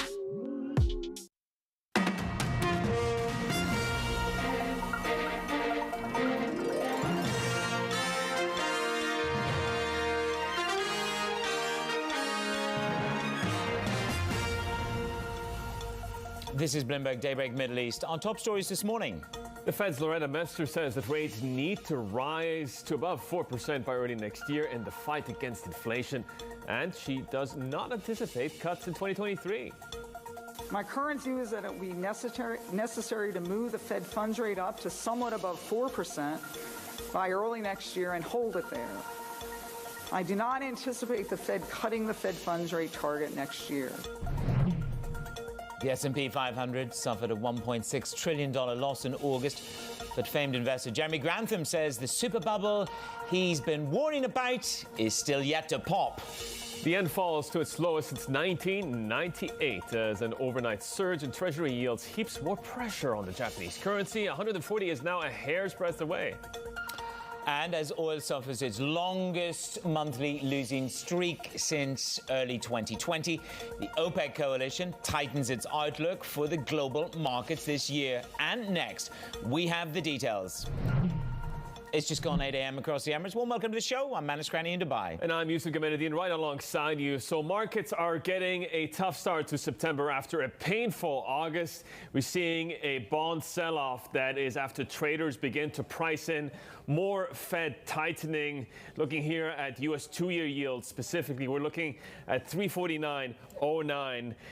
The yield topped 3.5% for the first time since 2007. The swaps market is telling you there's a firming of expectations, not just in the near term, but also a paring back of expectations for a potential re-easing in 2023. I want to flip the board and talk about the earthquake in European debt markets. That has been nothing short of astounding. This is the key story here on German bonds. Your 10-year paper up 0.762. This is the biggest one-month move since 1990. We had German inflation hitting a 40-year high, and we have more calls for the ECB to go bigger here. Let's also flip the board and get to the Bloomberg Dollar Index, because the chart is at an all-time high for this particular indicator. It is something that is driven by the broader risk aversion in markets, but ING is saying, you know what, the latest commentary from Mester around no moves in 2023 is giving this another boost this morning, Manus. Well, stock markets are taking a lurch to the downside, lost 4% on the S&P 500 in the month of August. It's the longest losing streak, down for 5 weeks in a row as we go to the close. Now look at this, tech is taking a bath this morning, down by 1.1%. That is driven on the Nasdaq really by the yields, which are exploding higher. Yusuf, as you make the point, Jeremy Grantham warns the super bubble in stocks has yet to burst. We've got a dangerous mix of overvalued stocks, bonds and housing. And of course, Mike Wilson says you could face fresh lows at Morgan Stanley. We could take out the June lows. He is concerned about the earnings outlook. So the bond market rally in yields is driving the drop in prices on stocks. But to the energy markets around Europe, this is Dutch gas futures, German electricity prices in a year. Let me show you the collapse, down by 5.6% yesterday in Germany on the 1 year forward, and Dutch futures down nearly 10%, and in the UK declining as Nord Stream supply switches off. Why? Why have you seen? Let me show you what's happened over the pace of August in German prices. This is a near collapse of 50% from its zenith in August, and this goes to the heart of the issue, which is there's no need to cap gas or electricity. You need possibly to regulate one of the biggest OTC manipulative markets in the world, which is the energy markets. It's unregulated. You print at will, manipulate as you wish, or move. Would be the alternative word some people would put forward. But that's the movement in the German power market. Juliet Sally moves markets every day. She's in Singapore. Hey, Manus. Well, we're already on the back foot with that stronger dollar and the hawkish commentary in terms of the Fed moves. But now we are seeing even bigger moves downward in Asian stocks after we heard that China is going to lock down Chengdu to contain COVID. So these COVID zero policies not going away. You also had a weak Caixin PMI data number coming through. So all of that weighing through into sentiment today. And we're seeing the Asian benchmark index down the most at a 6-week low, I should say. We're also seeing shares of Tencent-backed companies falling. The Financial Times reporting that it's going to divest about $14.5 billion of its listed equity portfolio. And then when it comes to the Fed and, of course, the interest rate differential, we're also seeing the Hong Kong 3-month HIBOR rise to its highest since 2008. Yet another strong fix from the PBOC, the 7th in a row, but you're still seeing dollar strength there. The offshore yuan at 6.9171. And let's have a look at some bright news, if you want to put it that way, because amidst all the doom and gloom that we saw in August, we actually saw China junk bonds chalk up their best month since 2012, if we can have a look at my GTV chart here. The notes are, of course, dominated by these real estate firms. They returned 6.8% in August, according to a Bloomberg index. And this is thanks to greater government support for the property sector, which has sparked bets that the worst of this more than year-long rout could be over. Manus. Jill, thank you very much. So the Cleveland Fed president says rates need to be above 4% by early next year and left there for some time to help cool inflation. And crucially, Loretta Mester does not anticipate cuts next year. For more, let's bring in our chief Asia economics correspondent, Enda Karen. Enda, good to have you. Mester had a very reinforcing message, which is hike and hold. And yet WIRP, which is the pricing of where rates are, simply doesn't stack up to what Loretta Mester is telling the market. It's more synchronicity of this hawkish message from the Fed, Manus. And there are two takeaways for me from it, actually. It's no longer that the Fed are hiking rates. We know that story well. But Ms. Mester was making the point they're going to go above 4% and stay there for longer. And she pushed back against any idea of a rate cut in 2023. Remember, the Fed have been on this theme recently about how they're not going to repeat the mistake of the 1970s, even though some economists and market watchers are saying there's going to be a pivot at some point, given what's happening in terms of the slowdown of global growth. Well, Ms. Mester came out and pushed back against all of that. And it seems as though now the Fed is trying to condition markets for a new regime. No longer the post-financial crisis decade of low rates and plentiful liquidity. We're going into this new regime, this new era of high rates, and that means ongoing volatility for global markets. And we're seeing that flow through, by the way, across Asia's regional markets today. And thank you very much for the analysis. It's Bloomberg's and the current there. I want to get to a story in FX around the yen because it's dropped to its lowest since 1998 as an overnight surge in treasury yields heaped more pressure on the Japanese currency. Let's head out to our rates and FX reporter David Finnerty in our Singapore studio. David, I mean, week in, week out, you know, it keeps getting worse, and that's going to make things unsustainable for the Japanese government. What are they going to do? Well, at the moment, I said the bias is certainly towards dollar yen rising higher because of interest rate differentials. They keep warning about potentially intervening. Of course, the catch is you intervene and it's one-sided. It doesn't tend to work that long. You really need coordinated intervention for it to really be of much benefit.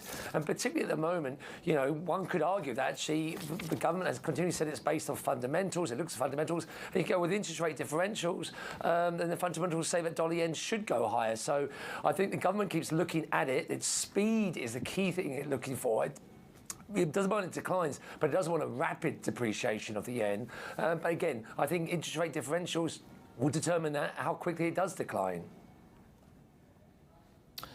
Dave, let's see where the magic words of intervention, verbal or otherwise, come to pass. I bet you the word count on that on Google will go up over the next couple of weeks. Our rates and FX reporter David Finnerty on the dollar-yen move. To the oil markets, the OPEC Plus coalition has tightened its outlook for the global oil markets this year and next. This as members struggle to reach output targets. That after crude prices suffered the third straight month of declines. That is the worst run since early 2020. Stephen Stuczynski has been tracking this story. So 3 months we're down 22%, Stephen, and we're being warned again by OPEC Plus in the report. What was your takeaway? You know, I think this is just showing another view that Saudi Arabia and other OPEC members have been arguing for the last few weeks, which is the oil market, Brent oil futures, are disconnected to where the fundamentals are. Traders are looking at what the Fed is doing, this hawkish view from the Fed, higher interest rates and the possibility of a recession later this year is what people are trading, but they're not looking at the market right now, which is what Saudi Arabia and some bullish hedge fund folks have been saying these last few days. The fact of the matter is, the market should be higher. Prices should be higher. The market is tight. And what we could see is this is being used as evidence for Saudi Arabia and other OPEC Plus members to potentially cut output when they meet on Monday next week. That is a possibility, and that could bring prices back up. That could be one strategy to bring rates back to where they think they should be. Steve, I appreciate you putting context to some of these lines for us. It's Stephen Stuczynski, our expert in Singapore. I want to get to the first word headlines now from around the world. Jules has those from our Singapore studio. Yusuf, California has declared a statewide grid emergency to cope with surging demand for power during a blistering heat wave, raising the prospect of rolling blackouts. It is the biggest test for the grid since the summer of 2020, when rolling outages engulfed portions of the state. Governor Gavin Newsom issued an emergency proclamation temporarily loosing restrictions on gas-burning power plants. The US Justice Department says White House records held in a storage room at Donald Trump's Florida home may have been concealed or removed before a June FBI search. A government filing suggests a possible attempt to obstruct the investigation. Bloomberg sources say federal prosecutors are likely to wait until the November midterm elections to announce any charges against Trump. A top UN official says China has committed serious human rights abuses against ethnic Muslims in the Xinjiang region and may be guilty of crimes against humanity. The UN High Commissioner for Human Rights, Michelle Bachelet, cites testimony alleging patterns of torture as well as the demolition of holy sites. Beijing tried to block her report and says its actions in Xinjiang are aimed at clamping down on extremism and terrorism. Australia's home prices suffered their largest monthly drop in almost 4 decades in August. CoreLogic reports that prices in Sydney, the country's largest market, slid 2.3% and 1.2% in Melbourne. Rising interest rates are expected to drive further falls this year and next. And India's economy grew 13.5% in the second quarter. That is the fastest pace in a year, but still missed economists' forecasts for a 15.3% expansion. The GDP print was underpinned by robust domestic demand, particularly in the vast services sector, helped by looser mobility restrictions. Global news 24 hours a day on air and on Bloomberg Quick Take, powered by more than 2,700 journalists and analysts in more than 120 countries. This is Bloomberg. Manus.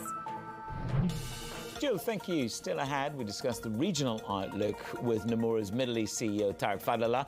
He joins us. We're going to talk sustainability as well with the Middle East CEO of the luxury brand platform Yux Net-a-Porter. Nisreen Sotar joins us shortly. And up next, markets stay risk-off following a tragic month for all assets. That's if you're looking to get any upside. We're going to discuss the path forward with Rebecca June-Beilu. This is Bloomberg.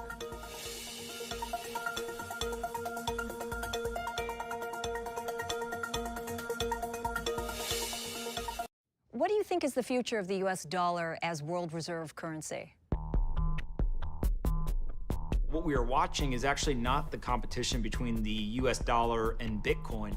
I think actually what you're watching is most of the people adopting Bitcoin as a reserve asset, but I may not be able to get access to dollars for whatever reason. And so instead I'll opt into Bitcoin. I only need an internet connection to do that. For the next 50 years, you are absolutely going to see a monetary revolution. But what you're going to see in the short to medium term is the strongest fiat currencies will hold on for much longer than we probably admit. I want to disagree a little bit with what Pomp was saying. The moment that I can buy my food, my clothing, and my shelter in Bitcoin will be the moment I don't really want to hold on to a government currency. Anyone who still doesn't have a Bitcoin wallet is going to see that cataclysmic event and be left on the wrong side of it. You will put a woman on Mars. You will bring forth global cooling.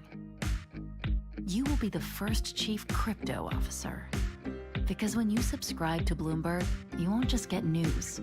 You'll get insight into limitless possibilities, knowledge, and inspiration to feed your ambition. So before you invent, pioneer, disrupt, before you change the world, Bloomberg. We believe in the power of ideas. That's why we launched Bloomberg New Economy Catalyst. This platform will help them share their ideas to reshape our world. Bold thinking, breakthrough action. Bloomberg New Economy Catalyst.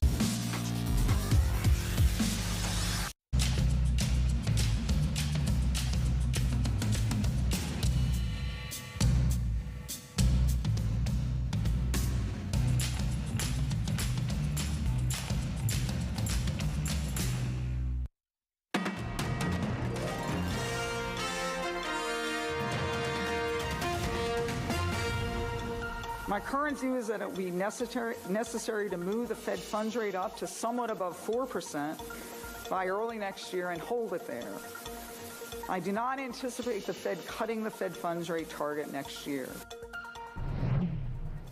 Cleveland Fed President Loretta Mester on keeping rates high through next year. The S&P 500 shed $1.6 trillion in August.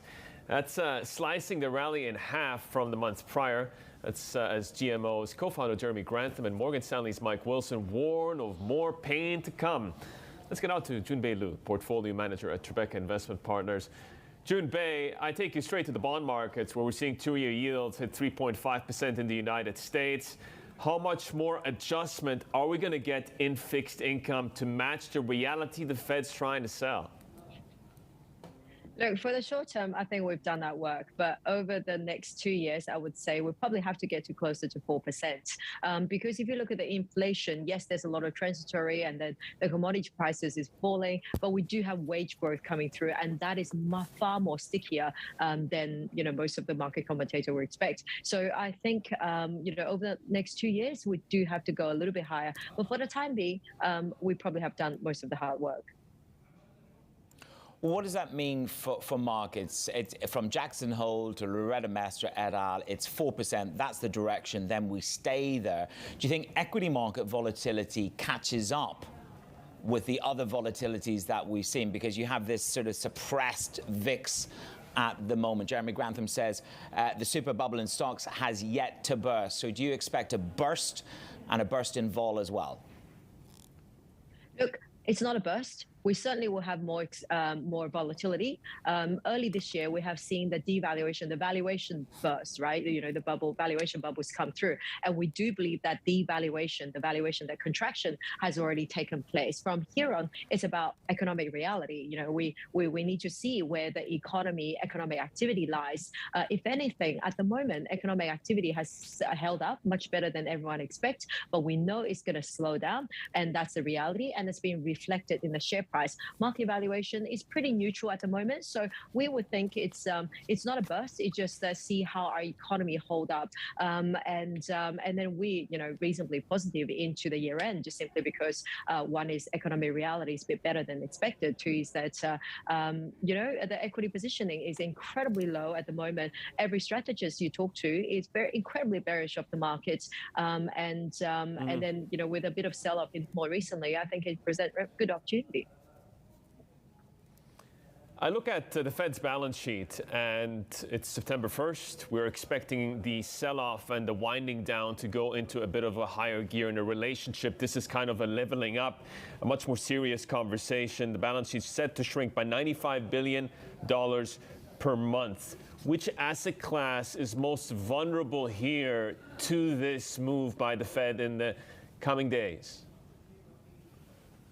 Look, I would say that the asset class, the fixed income is under a tremendous amount of pressure, just because of the reduced lack of liquidity. With that sort of environment, all asset classes will be under a bit of pressure simply because liquidity is tighter. But net, if you look across all asset classes, equity seems better positioned because it's cheaper. It's economic. The corporates are doing well in terms of inflation hedge, putting through price increases and the like. Don't forget the more recent reporting season. In the US and around the world, the cost has gone higher, as expected, but the revenue upgrade has been far better than anyone expected. So, just take that into account. Corporates does sit on very strong balance sheets, and then the pricing power at this point is still pretty strong, just given the consumers holding up pretty well at the moment. Two other markets which have had fairly vicious moves are the bond markets, which you showed at the start of the show, along with the gilt markets. And you're seeing this explosion higher in yields and a repricing. Now, jumbo rate hikes are becoming part of the narrative, moving from the tail risk for the ECB to the more centrist ground. Do you think there's a risk of 75 basis point hike from the ECB? And can that put a floor under the euro? Look, there's a chance for that because around the world, we're seeing all central banks are under enormous amount of pressure to put the rates higher. And would that put a floor? Somewhat, because it is going through very challenging periods. Heading into winter, energy crisis. Corporates are under a bit more pressure, and then the currency is a little bit weaker potentially. But you'd expect the rate to be on the higher side. Everything is under pressure this morning, regardless of what asset class you're looking at, be it in commodities or fixed income or equities. June Bei, assuming that some portfolio managers or CIOs have increased the cash allocation in the last 3 to 4 months, at what point do you redeploy some of that, and where do you see the opportunity specifically? Look, we'll be doing it now because for every CIO or every strategist we talk to, over the last 6 months, everyone has been increasing their cash allocation. And so in July, we're seeing a bit of a bounce back, a bit of a beta bounce rally in the market. It's just simply a little bit of cash deployed back into the market. And then everyone we talk to is still very significantly underweight the equity market. So there's a lot of money to be deployed. So now what you buy is you want to buy structural growth leaders. Cyclical business is going to be really tough because we don't know how far the economic recession will be. We don't know if it's a proper recession. We don't know if it's just a slowdown. So there's a lot of uncertainties. So that's why these companies become very volatile in terms of share price. Whereas if you go for the structural growth leaders, their valuation has been derated in the last 6 months. So they're cheaper than they've ever been. And then their growth is not relevant to whether there's an economic recession or not, because they just have structural growth leader to underpin them. So if anything, these are the company actually look the cheapest it's ever been. And there will be M&A underpin that sector as well. On those cyclical businesses, do you want to be long of commodities, and if so, where? Look, I'll be pretty neutral at the moment because it's very dependent on what China is doing at the moment. Now, China growth is hitting low single digit now with many market forecasts. Clearly, China wants to get it higher, but with the strict zero COVID policy, it is very difficult to get there in the short term, particularly with your property weaknesses. So if anything, China probably come back early next year, calendar year, and the commodity prices will probably track sideways for the time being. And across all the commodities, probably oil, it's better positioned. But after all, it is going to be linked to economic reality and what China is doing in the next 6 months. Absolutely, and the latest red headline is there to lock down Chengdu from 6 p.m. Today to contain COVID. No sign of relenting on that policy. June, I know it's tough. It is very, very tough. It is. Junbei, thank you very much. Junbei Liu, Portfolio Manager at Tribeca Investment Partners. Our guest this morning on the markets. Plenty more ahead. This is Bloomberg.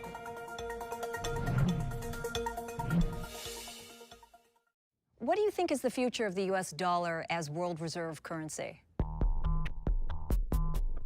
What we are watching is actually not the competition between the US dollar and Bitcoin. I think actually what you're watching is most of the people adopting Bitcoin as a reserve asset, but I may not be able to get access to dollars for whatever reason. And so instead I'll opt into Bitcoin. I only need an internet connection to do that. For the next 50 years, you are absolutely going to see a monetary revolution. But what you're going to see in the short to medium term is the strongest fiat currencies will hold on for much longer than we probably admit. I want to disagree a little bit with what Pomp was saying. The moment that I can buy my food, my clothing, and my shelter in Bitcoin will be the moment I don't really want to hold on to a government currency. Anyone who still doesn't have a Bitcoin wallet is going to see that cataclysmic event and be left on the wrong side of it.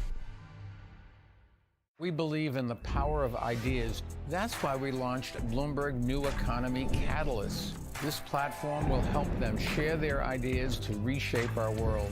Bold thinking, breakthrough action, Bloomberg New Economy Catalyst. Society is facing, namely that growth has been present, but growth has not been, of course, evenly distributed. But frankly speaking, it's hard to redistribute income if you don't have much income to begin with. If the government and private sector can work together and collaborate to drive more innovative growth startups, that can really drive the income growth that the Kishida government needs to redistribute.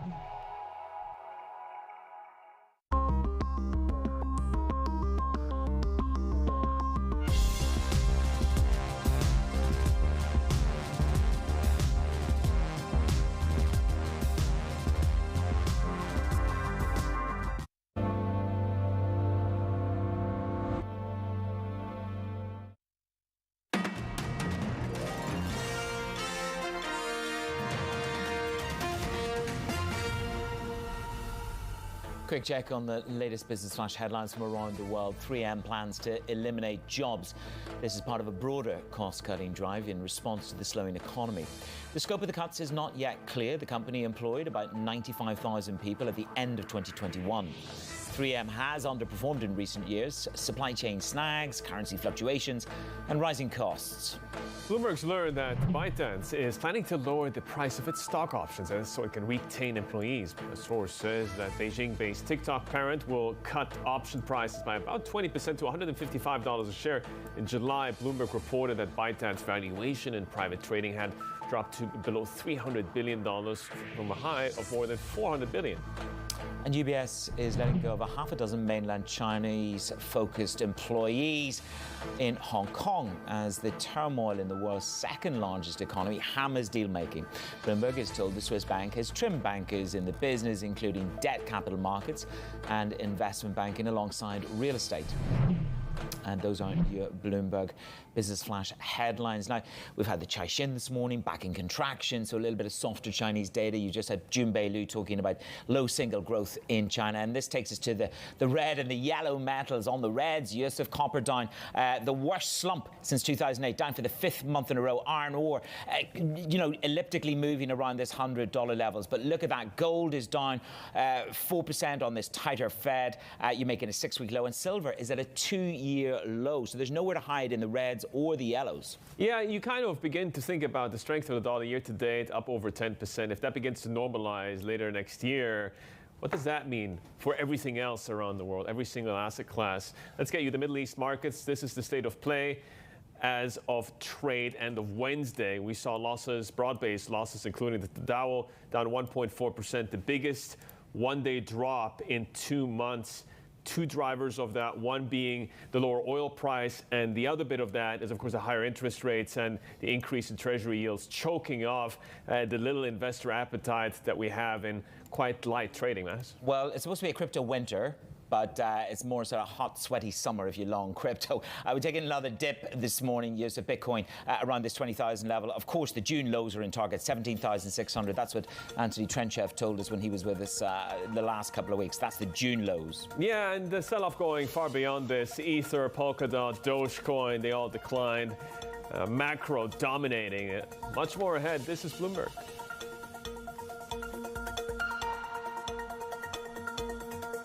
What do you think is the future of the U.S. dollar as world reserve currency? What we are watching is actually not the competition between the US dollar and Bitcoin.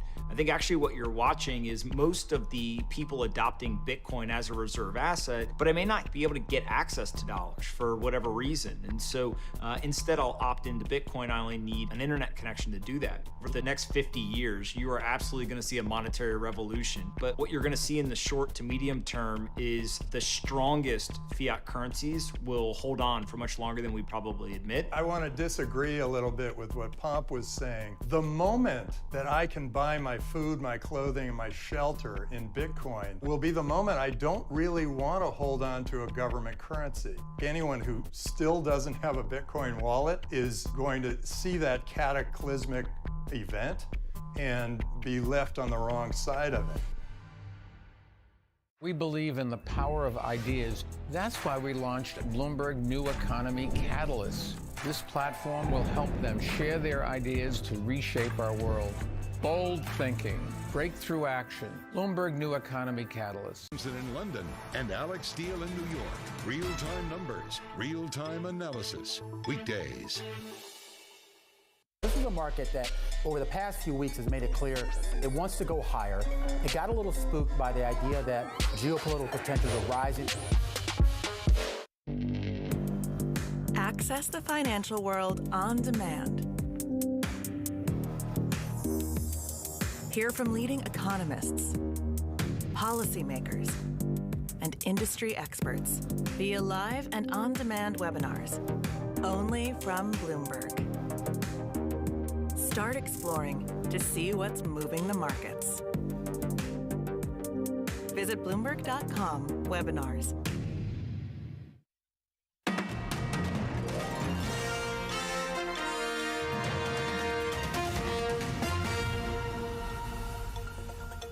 This is Bloomberg Daybreak Middle East. Our top stories this morning. The Fed's Loretta Mester says rates need to rise above 4% by early next year in the fight against inflation, and she doesn't anticipate cuts in 2023. My current view is that it will be necessary to move the Fed funds rate up to somewhat above 4% by early next year and hold it there. I do not anticipate the Fed cutting the Fed funds rate target next year.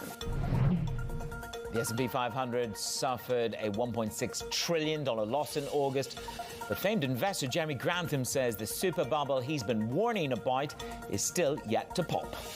The yen falls to its lowest since 1998, and an overnight surge in treasury yields heaps more pressure on the Japanese currency. In fact, the whole G10 complex, 140 is now a hair's breadth away.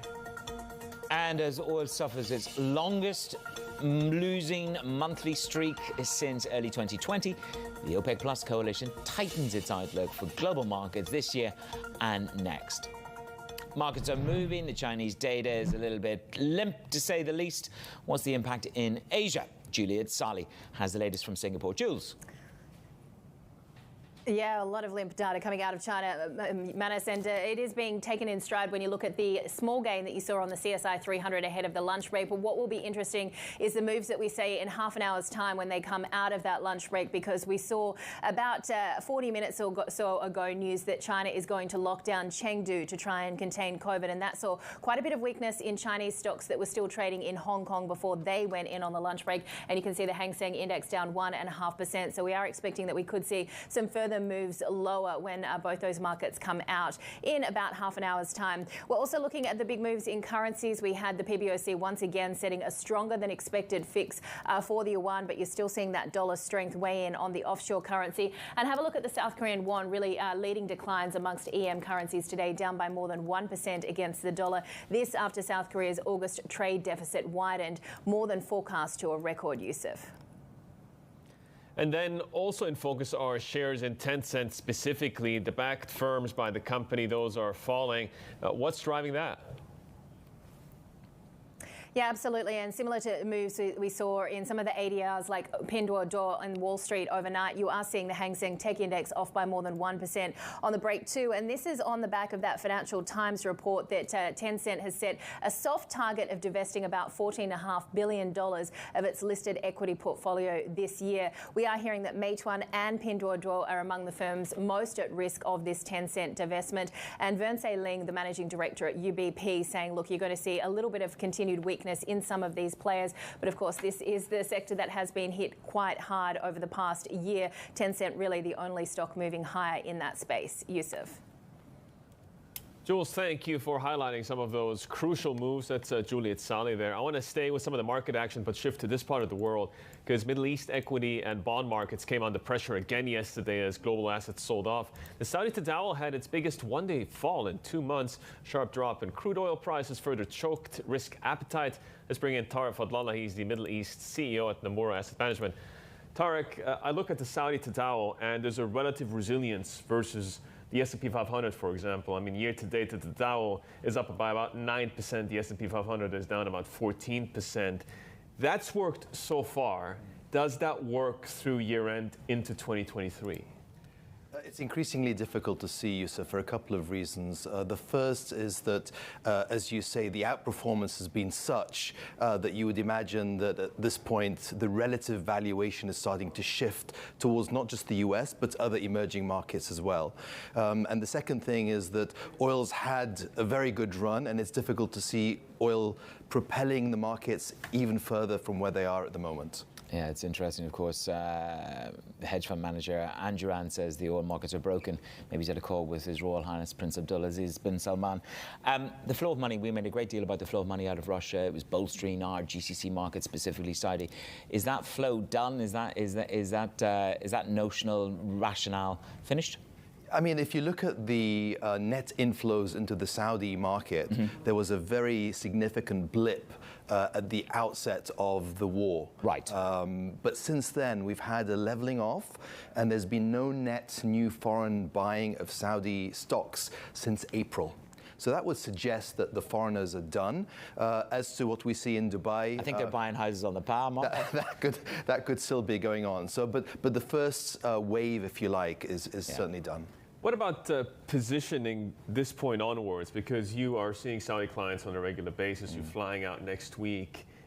If the trade is no longer as lucrative on the equity side, is there anything in particular that you would say, that might be a standout opportunity relative to a broadly negative picture? No, it's very difficult in an environment, in a global environment where asset prices are deflating. It's very difficult to find attractive places to invest in terms of, growth opportunities and capital gains. But in terms of defensive places to be, I think we've said this all year, and we continue to be relatively optimistic on the fixed income markets, which have performed relatively better than risk assets in general. Where do you want to be in those fixed income markets? I mean, we're talking about the developed markets this morning, 2s and 10s. Loretta Mester pricing, trying to get the market to 4% and stay there. 2-year yields the highest, in 17, 18 years. So translate that into our markets. Various people have said, yes, they want to own shorter duration, high yield. Does that concur for you? I think Bazena Risk was with us the other day saying that. Absolutely. You want to keep liquidity, you want to keep optionality, and you're getting a pretty good yield at the moment. So why take risk? Okay, and what kind of oil price are you using as the base case for some of the scenarios that we've just discussed? I think is that really going to come off? I mean, below $80, $70? Well, look, the commodity complex continues to perform relatively well. If you exclude oil, I mean, oil's not had a bad year. It's come off a little bit of the boil, but if you look at the Bloomberg Commodities Index, that's actually near the all-time highs at the moment. And so if you look at that, that's encouraging for oil prices. Having said that, if you consider what the outlook is for the global economy, then you can't be too bullish on the demand side of the equation. Do you have a range in mind? 80 to 100. That's wide, Tarek. 90 to 100. Okay. We can work with that. Right? Yeah, okay. Well, at least he gives a range. Some people come in and they don't give a range at all. Let's see where you put your stake on Egypt, because we had our guest yesterday who said, look, even though on a PE basis it's attractive and one could build a case to buy, they want to see a much more settled Egyptian pound before they put the gauntlet down on Egypt. Does that make sense? And they were talking about an Egyptian pound at 22 before they move. Yes, I mean, look, Egypt is a very attractive economy. So you have some great companies, good management. The problem has always been the currency. And although in local currency terms over the last 10 years, the market has more than doubled. Yeah. But in dollar terms, it's down, by a third. And so the trick with Egypt is to try to identify the period where the currency is not likely to depreciate, but where earnings are going to rally. And, from 5-6 times PE multiples, you can easily see some multiple expansion. So this is not the worst time, even if you account for a little bit of depreciation in the currency. Tarek, I want to take the conversation back to Dubai, because I look at the rising interest rates, I look at the global volatility across risk assets, and it worries me quite a bit, because it brings me back to what we saw sort of 2008, 2009. Dubai kind of lives up and sees a lot of momentum, but then when the world adjusts, it's kind of late to adjust. Yes. Are there additional buffers this time around that would, argue for a case that Dubai might be more resilient this time around? Well, I think the behavior of the corporate world generally is a little bit more mature, shall we say, more conservative than it was back in 2007, 2008.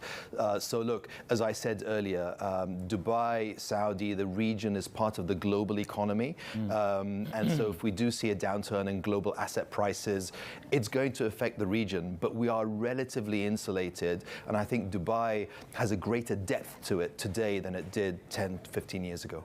No more Porsches covered in dust left at the airport. Well, Porsche was just the entry-level ride. You had the Ferrari Enzos. And, Producer of this show would be happy if there was a few Porsches left at the airport. He's in the market for one. You can IB us. We'll tell you his budget in a moment.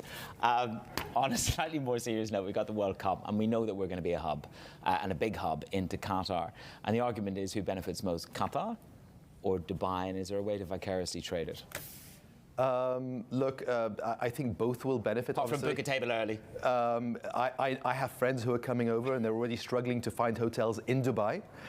So clearly there's a spillover effect. It will be positive for the region. I'm not sure that it's going to be beneficial for for other countries, but certainly Dubai and Doha, Qatar look like they're going to be winners. I think Tarek's already had his tickets. He's got a huge villa. He could be on the Airbnb. Rich Go, get your Bloomberg, get on Bloomberg, get on Rich Go, get the Airbnb rooms out there. Okay, we got to go. Tarek, thank you very much. Tarek Fadlallah, good sport as ever. Middle East CEO for Nomura Asset Management. You can IB him for an Airbnb room for your World Cup. This is Bloomberg.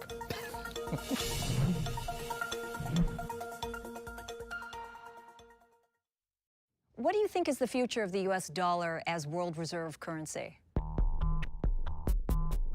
What we are watching is actually not the competition between the US dollar and Bitcoin.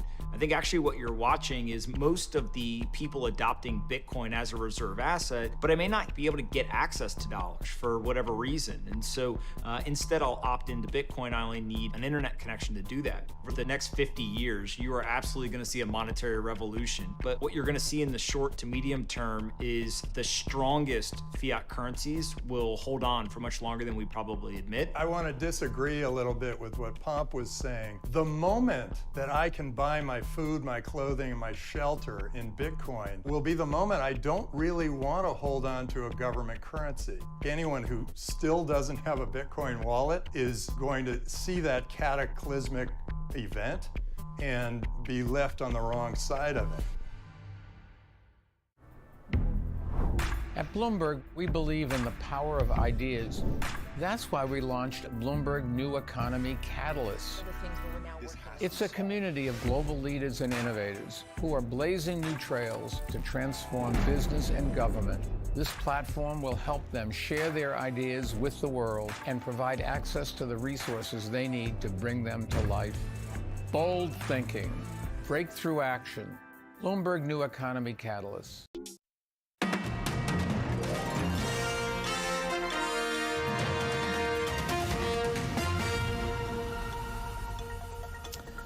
Lasting luxury fashion, lasting positive impact. That is the philosophy behind Yoox Net-a-Porter's so-called infinity strategy. The online high-end retail platform is taking steps to make fashion more environmentally friendly with its Net Sustain initiative. Now, as part of that, the Zimmermann brand is using its own waste and obsolete textiles to produce its first ever sustainable collection.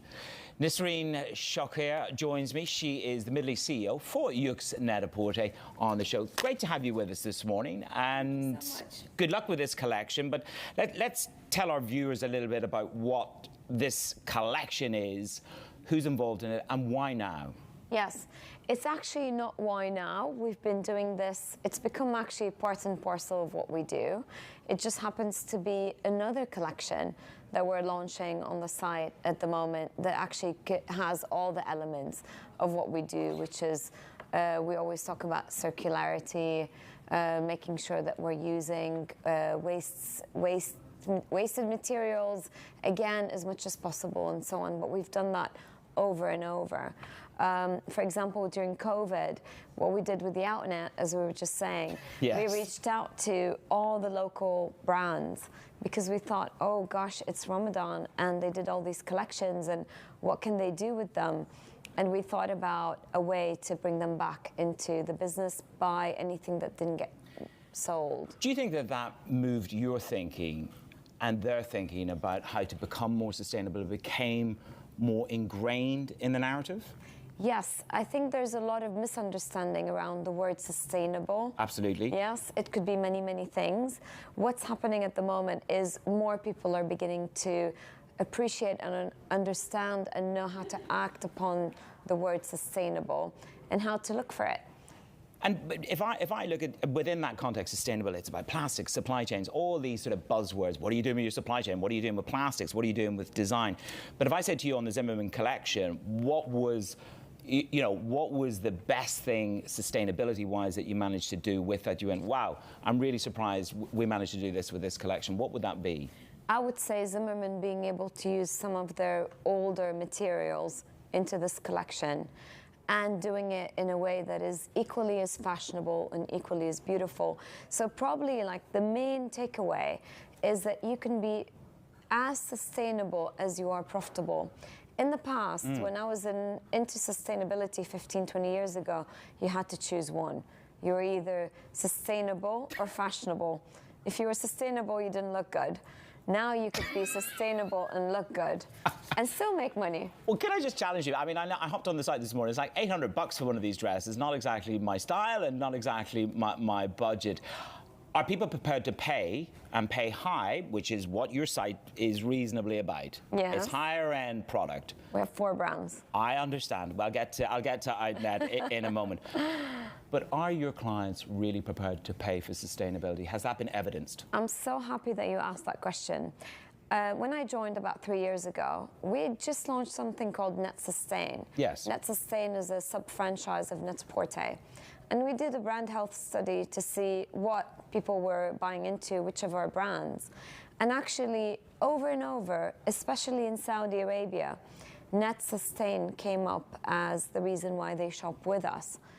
So this notion blew me away because I thought, like probably all of us thought, we're not ready. We don't understand this. And yet Saudi bought into it furiously. Furiously, Saudi Arabia. And net sustain is not on the high end. It starts at very low price points and goes all the way up to what you just saw, but you can buy into any price point. Now's your moment. Mr. P has sustainable products on it. This was news to me, to be fair. Okay. Okay. There's 200 pieces on for men, for guys. A lot of our audience are guys out there. Are men prepared to pay up? Are they indifferent to price and sustainability, or are they equitably as aware? I'm being good to my own guys. Men generally are more price inelastic, I would say. So, and when they purchase into a brand that they really love and believe in, they go all the way. Our digital ideas have really helped. So when there's a story and it's a real story, that's the key thing. It's not a gimmick. And when you touch an organic cotton shirt and it feels good, and you wear it over and over and it doesn't wear out, you think, I'm going to buy this again. Actually, a customer remembers you 2 times in their lifetime. They remember you when they buy the product, and they remember you when they throw away the product. And when they throw away the product and they didn't wear it, they feel very negatively towards the brand and who sold them the brand. So we take great responsibility in what we're selling.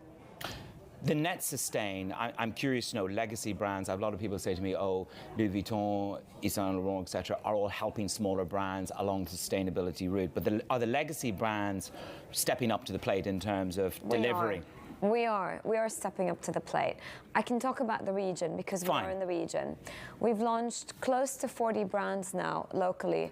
I'm wearing a local brand. We actually took them and made them international brands because we are a global platform. We can't take product and just sell it in the Middle East. We have to take it and sell it into the US. And once it's on our platform, other platforms will pay attention.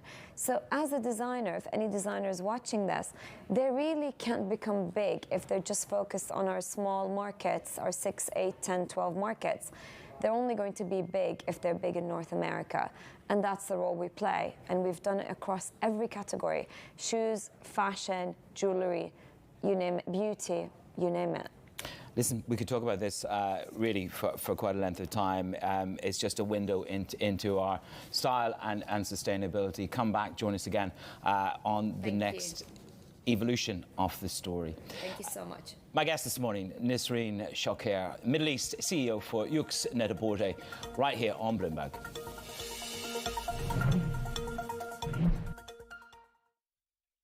What do you think is the future of the U.S. dollar as world reserve currency? What we are watching is actually not the competition between the US dollar and Bitcoin. I think actually what you're watching is most of the people adopting Bitcoin as a reserve asset, but I may not be able to get access to dollars for whatever reason. And so instead I'll opt into Bitcoin. I only need an internet connection to do that. For the next 50 years, you are absolutely going to see a monetary revolution. But what you're going to see in the short to medium term is the strongest fiat currencies will hold on for much longer than we probably admit. I want to disagree a little bit with what Pomp was saying. The moment that I can buy my food, my clothing, and my shelter in Bitcoin will be the moment I don't really want to hold on to a government currency. Anyone who still doesn't have a Bitcoin wallet is going to see that cataclysmic event and be left on the wrong side of it. At Bloomberg, we believe in the power of ideas. That's why we launched Bloomberg New Economy Catalyst. It's a community of global leaders and innovators who are blazing new trails to transform business and government. This platform will help them share their ideas with the world and provide access to the resources they need to bring them to life. Bold thinking, breakthrough action. Bloomberg New Economy Catalyst.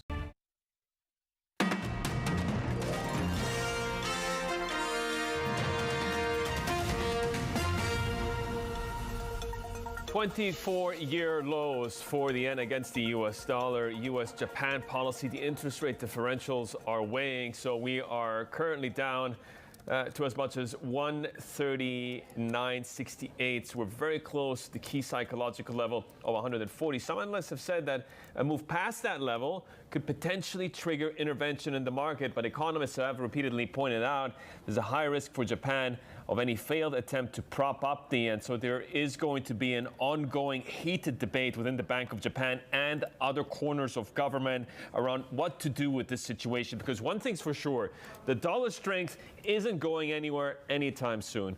Let's get to Qatar now, because the country is planning to build a $1 billion plant to make blue ammonia, a fuel that is used and can be converted into energy-efficient hydrogen fuel. Germany's ThyssenKrupp and Greece's Consolidated Contractors have been awarded tenders to build the facility. Simone Foxman is back in Doha with more. So Simone, how does this fit into Qatar's overall energy strategy? Well, as you know, Qatar is already one of the world's largest LNG exporters. So using this LNG, this natural gas prowess, to move into the hydrogen space, and this new plant would be the world's largest plant for producing blue ammonia when it comes online in 2026, reflective of the broader Middle East move to try and capitalize on this push into hydrogen-based energy. And a lot of countries in this region not only focusing on green hydrogen, which is produced by renewables, but also blue hydrogen taken from hydrocarbons, and then some of the carbon that would be emitted in that process is captured, sequestered, and stored. And the real question about the success of all these projects, Qatar's included, is how stringent consumers are going to be when they're looking for carbon efficiency. So Europe, for example, wants 10 million metric tons of hydrogen to come in to help it produce energy by 2030, but it's really looking only at green hydrogen. Qatar's project is blue hydrogen, blue ammonia. So getting to some sort of agreement about how carbon efficient everybody needs to be here is really going to be the key question. But interesting to see Qatar not only focus on that LNG expansion that's going to happen later in the decade, but also some of these green transition kind of projects as well. And there was a moment of champagne take a breath yesterday looking at the Suez Canal. Another oil tanker got stuck very, very briefly. What are the details? And dragging up memories of the Ever Given saga back in March 2021. But there was good news here. Yes, this oil tanker lost control of its steering. It briefly ran aground, but ships were able to pull it free after about 5 hours. And so not a lengthy disruption to the global shipping market, essentially. But we did see just a concern in markets about the supply chain and the supply chain crunch impacting futures very early in Asia trading. I wonder as well, this is not the actually only running aground or stoppage of traffic in the Suez Canal since March 2021, when we had several days of shutdowns. There was actually one back in September. Yes, these appear to have been mechanical issues, but how much does climate change, and we're looking at dry rivers in Europe and across the Middle East, how much does climate change factor into this? How much does an increase in storms factor into this? How much could they be a threat to global shipping? I think every time we see something like this happen, that's a question we have to ask ourselves as well. I look at a Turkish lira, Simone, it's trading at 18.21, and it reflects on a year of economic turmoil and heated inflation. We have a busy week in terms of data that may set the scene for what comes next. What's in the agenda? Yeah, you wouldn't know it was a period of economic turmoil if you just looked at GDP numbers that came out yesterday. They came in actually a bit above expectations, 7.6% year-on-year growth in the second quarter. But there is a caveat here, and that's what economists were really pointing to. A lot of this was driven by household consumption rising markedly, 22.5% year-on-year growth there. And the thinking is that consumers are buying early because they want to avoid prices going high later and simply not having the Turkish lira in their savings to be able to pay for products. Does this slow down in the next couple of quarters? A lot of economists think that yes, it will, but we have yet yet to see that kind of data. One bit of data we will see today, though, is manufacturing PMI. We've already moved into contraction territory, and that is something economists are watching to see whether there is an end to the sort of supercharging of the economy that has been the focus of this economic plan. Exports, though, in this GDP data that came out yesterday, still quite strong, up 16.4% year on year.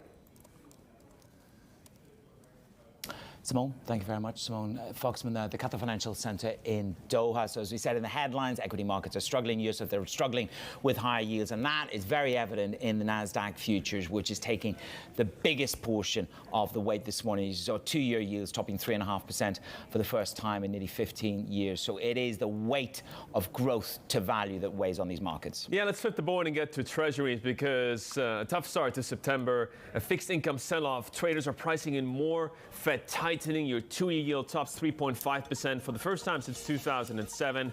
And then the European debt markets, a historic sell-off, rippling through a 40-year high inflation in Germany, driving the German 10-year yield to the highest level in a month since 1990. This is Bloomberg.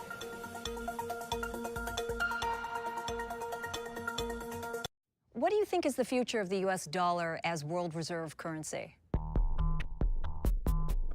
What we are watching is actually not the competition between the US dollar and Bitcoin. I think actually what you're watching is most of the people adopting Bitcoin as a reserve asset, but I may not be able to get access to dollars for whatever reason. And so instead I'll opt into Bitcoin. I only need an internet connection to do that. For the next 50 years, you are absolutely going to see a monetary revolution. But what you're going to see in the short to medium term is the strongest fiat currencies will hold on for much longer than we probably admit. I want to disagree a little bit with what Pomp was saying. The moment that I can buy my food, my clothing, and my shelter in Bitcoin will be the moment I don't really want to hold on to a government currency. Anyone who still doesn't have a Bitcoin wallet is going to see that cataclysmic event and be left on the wrong side of it. คนละครึ่งมาแล้วที่ฟู้ดแพนด้าส่งฟรีพร้อมรับเงินคืนสูงสุด800 บาทใครใช้คนละครึ่งสั่งฟู้ดแพนด้าเลย At Bloomberg, we believe in the power of ideas. That's why we launched Bloomberg New Economy Catalyst. It's a community of global leaders and innovators who are blazing new trails to transform business and government. This platform will help them share their ideas with the world and provide access to the resources they need to bring them to life. Bold thinking, breakthrough action, Bloomberg New Economy Catalyst. Manifesto. So it transformed something that was dependent on fossil fuels. It uses all the technology to produce something which is essentially carbon neutral. And as a public building, that's a statement. It's a symbol of a city. It's a symbol of a nation. It incorporates works of art. It's recycling an existing building, which, as I mentioned earlier, is the ultimate in sustainability. If you can give a new life to a building, it also creates public space at the roof level. It's the most visited parliament in the world, so it puts the public above the politicians who are answerable to them. And that, of course, was made possible by the politicians. So it's a demonstration of democracy in action.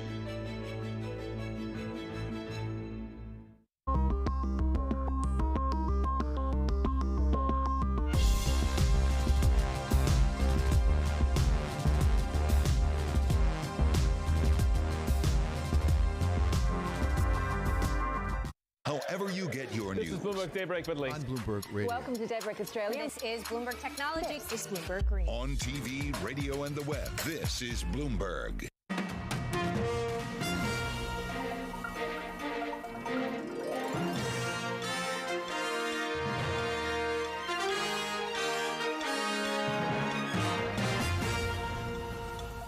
This is Bloomberg Daybreak Europe. I'm Danny Berger in London with Manish Krani in Dubai, and these are the stories that set your agenda.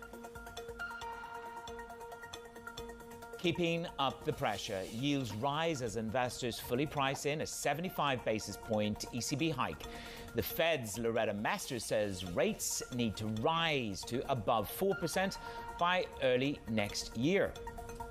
My current view is that it will be necessary to move the Fed funds rate up to somewhat above 4% by early next year and hold it there. I do not anticipate the Fed cutting the Fed funds rate target next year. Chengdu lockdown. China puts 21 million people under new COVID measures. The biggest city to shut since Shanghai earlier this year. Perilous predictions. The S&P drops nearly 18% on the year, but famed investor Jeremy Grantham says the super bubble he's been warning about is still yet to pop. Danny, good morning. It's reaffirmation of the affirmation, which is 4% is the higher ground. We're going to get there and hold. That's Fed speak. Good morning. Yeah, good morning, Manus. I can't also help but think that that's partially what's emboldened the bubble watchers like Jeremy Grantham, you mentioned, saying that we have more to go. It's not just Jeremy Grantham, I should say. Mike Wilson over at Morgan Stanley doubling down on his bearish message as well, saying we should retest some of the June lows. Well, Manus, it looks like someone might be listening. Here's your future session and MSCI Asia Pacific session so far. Look, there are a couple different things going on here. You have FT reporting that Tencent's going to divest about $14.5 billion. That could be weighing on China tech stocks. There's also the lockdown. We're going to get to Juliet Sally about that in just a moment. But elsewhere, we are looking at a negative future session for both stocks 50 and S&P and NASDAQ futures. There's also this NVIDIA report that they're going to say that the new rules on exports to China may affect hundreds of millions of dollars. That had the impact of turning around the future session as well, Manus. Absolutely. And then there's the growth to value narrative, Danny, as those bond yields rise and as the Fed targets this 4% level, you're seeing that NASDAQ take the bath, which takes us to the two-year short end of the curve, 2.49. Now, we did make it through 3.5% on two-year paper for the first time since 2007. That has got a pervasive effect across assets, from dollar to equities, and indeed in the foreign exchange space. We're kissing almost 140 to the dollar against dollar yen. That is going to be a trigger point. Some could say we're at the lowest since 1998, I should say. And indeed, we could break through 190. The crude market is broken. That's what Mr. Adjurand says. The crude futures market is broken. We're on the longest losing streak on oil since 2020. And copper, I just thought we'd give you a little bit of a reflection of the high beta trade on the back of the weaker China data and the shutdown of Chengdu. It's just one little moment of a personification of China risk. Yeah, Manus, I love that stat you pulled out this morning. You saw, right? Worst cross-asset performance since 1981. I mean, the pain certainly feels like it's... I can tell you who was number one as well, but we'll come back to that. Okay, everyone, a good little tease there. Don't go anywhere. Manus will get to the top chart shortly. But first, let's get to our reporters from around the world. We got Enda Curran and Lizzie Burden, who give us the latest on central banks from the Fed to the ECB. We're also going to talk market bubbles and Jeremy Grantham's downbeat predictions with David Finnerty. Then we get the latest on the lockdown announcements in China. We'll get to Juliet Sally with the size and the scope on that. But let's reset to the Fed. And the Cleveland Fed president says rates need to be above 4% by early next year and left there for some time to help cool inflation. And crucially, Loretta Masters does not anticipate the cuts next year. Let's get to our chief Asia correspondent, economics correspondent, Enda Curran. Enda, what did you take away from Loretta Masters' message? Because the bond market function, WERP, wasn't listening. Well, I think it's well established that the Fed are going to continue raising interest rates, Manus. But the big takeaway, I think, was the fact, this warning that the markets have got to adjust now to rates staying higher for longer. That was one of Ms. Masters' central messages. And the second point she said was, those people who are talking about, maybe the Fed pivoting or cutting interest rates at the first time that inflation starts to peak out and decline, she said there's no prospects of that in 2023. A rate cut looks quite unlikely. So, it's more hawkish synchronicity from the Fed. It's doubling down on that message from them in recent weeks, well, since Jackson Hole. Of course, we do have jobs data tomorrow. That's all important. And then, of course, inflation data, which will determine the pace of the Fed rate hike. And it seems to be a consistent new message for markets. Rates are staying higher for longer. All right, Enda, thank you very much. Bloomberg's Enda Curran there. Now, as pressure in Europe grows on officials to act more aggressively to fight inflation, money markets are now pricing in a bigger hike from the ECB. Hikes of 125 basis points by October are being priced in, with at least 175 basis point hike now fully baked into the picture. For more, we're now joined by Bloomberg's Lizzie Burden. I mean, Lizzie, this does feel like an aggressive ECB hiking into a recession. It does, but you've got Bloomberg Economics, Goldman Sachs and Bank of America now seeing 75 basis points at the September meeting next week. It's partly because of that big euro area inflation print we had yesterday, a new all-time high, 9.1% for August, despite the fall in oil prices. So it implies that it's broad-based, that it's going to last for longer. But of course, it's not just because of the raw data. It's also because of all this hawkish speak we've had out of the ECB. And it's not just what they've been saying. It's also the Fed. Jay Powell, very clear in his messaging at Jackson Hole. The Fed's done 75 twice. The Governing Council is going to find that hard to ignore. But you have to be clear. It's a fine line. It's a knife-edge decision between 50 and 75. The chief economist, Philip Lane, was very cautious in his remarks this week. And, of course, there are huge worries about what a big hike would do to Italian borrowing, Italian bonds. So you can see that reflected in the markets today. Lizzie, well put. Glad you put Bloomberg at the top of the stack above Bank of America and Goldman Sachs in terms of the outlook for the As call. Always, that'll go down well with the economics team. Lizzie Burden stacking up the narrative from the City of London for us on the ECB. Prepare for an epic finale. Those are the words of the legendary investor Jeremy Grantham as he warns tragedy looms over markets as a super bubble may burst. Let's get to David Finnerty. I mean, some of the language here from Grantham is pretty amazing, David. The equity market bears, they're rising in numbers, and some of them are saying the S&P could have a soft landing at 3,400. Run us through the latest narrative. I mean, it's a great piece of rhetoric from Grantham, isn't it? Yeah, certainly Jeremy Grantham says there's a lot more to go downwards in terms of equities. They're nowhere near the bottom. And basically said that this rally that we saw over the summertime is just a classic bear market rally, lulled investors back into the market only to turn around as fundamentals deteriorate. So he's indicated a lot worse to go. And this coincides with Michael Wilson at Morgan Stanley. As you said, he's indicated a soft landing would be 3,400. As he calls a proper recession would be 3,000. So a lot lower from present levels. And remember, we also have to factor in the Fed starts tightening by 95 billion a month starting now. So Bank of America just, I think last week, put out a piece saying that alone could take 7% off the S&P 500. So all these bearish factors are building up, and as the fundamentals deteriorate, it's not looking big, not looking good if you're an equity bull, shall we say. And then, David, it feels like the only one place we're able to hide out is the dollar. It continues to rally versus virtually everything. Yen, of course, falling to its lowest since 1998. Does that have the momentum to continue? Yeah, I think it does, and there's a couple of reasons why. If equities do continue to sell off, and as I've just said, it's plenty of people think they will, then the dollar tends to benefit in those risk-off environments, so that's a dollar positive. And the second is obviously just the Fed and how hawkish it is. And obviously, people looking at payrolls, I think even more important will be the CPI, US CPI data out next week, and that's all going to feed into FOMC decision.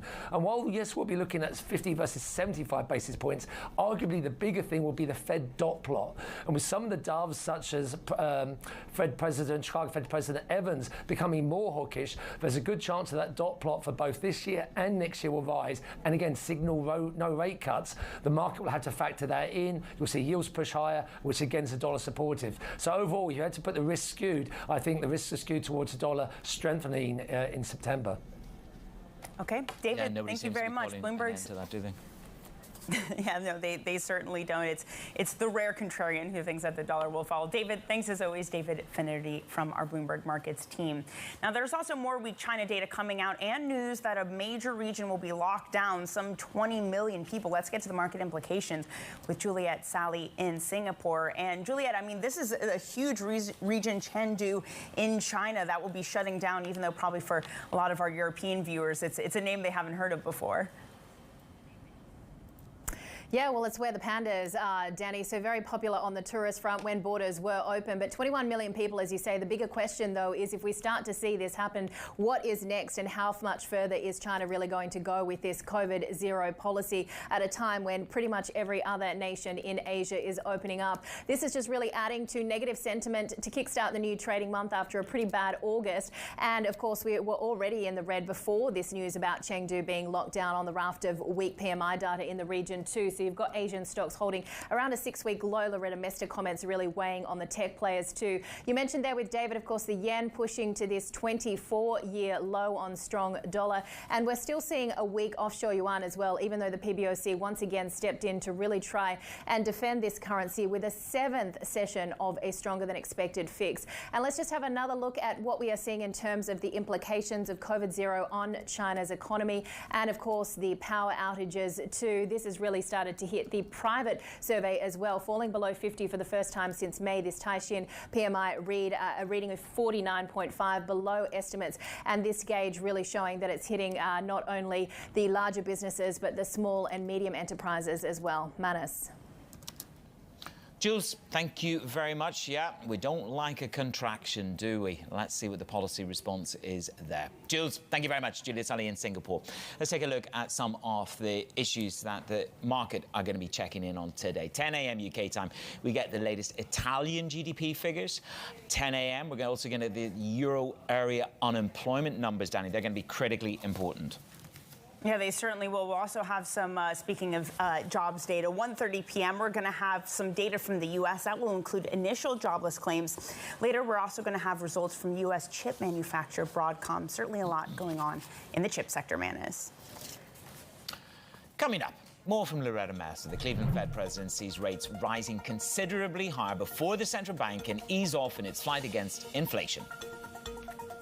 And later in the show, Berenberg chief economist Holger Schmieding on the European energy markets outlook. Stay with us for that interview. This is Bloomberg.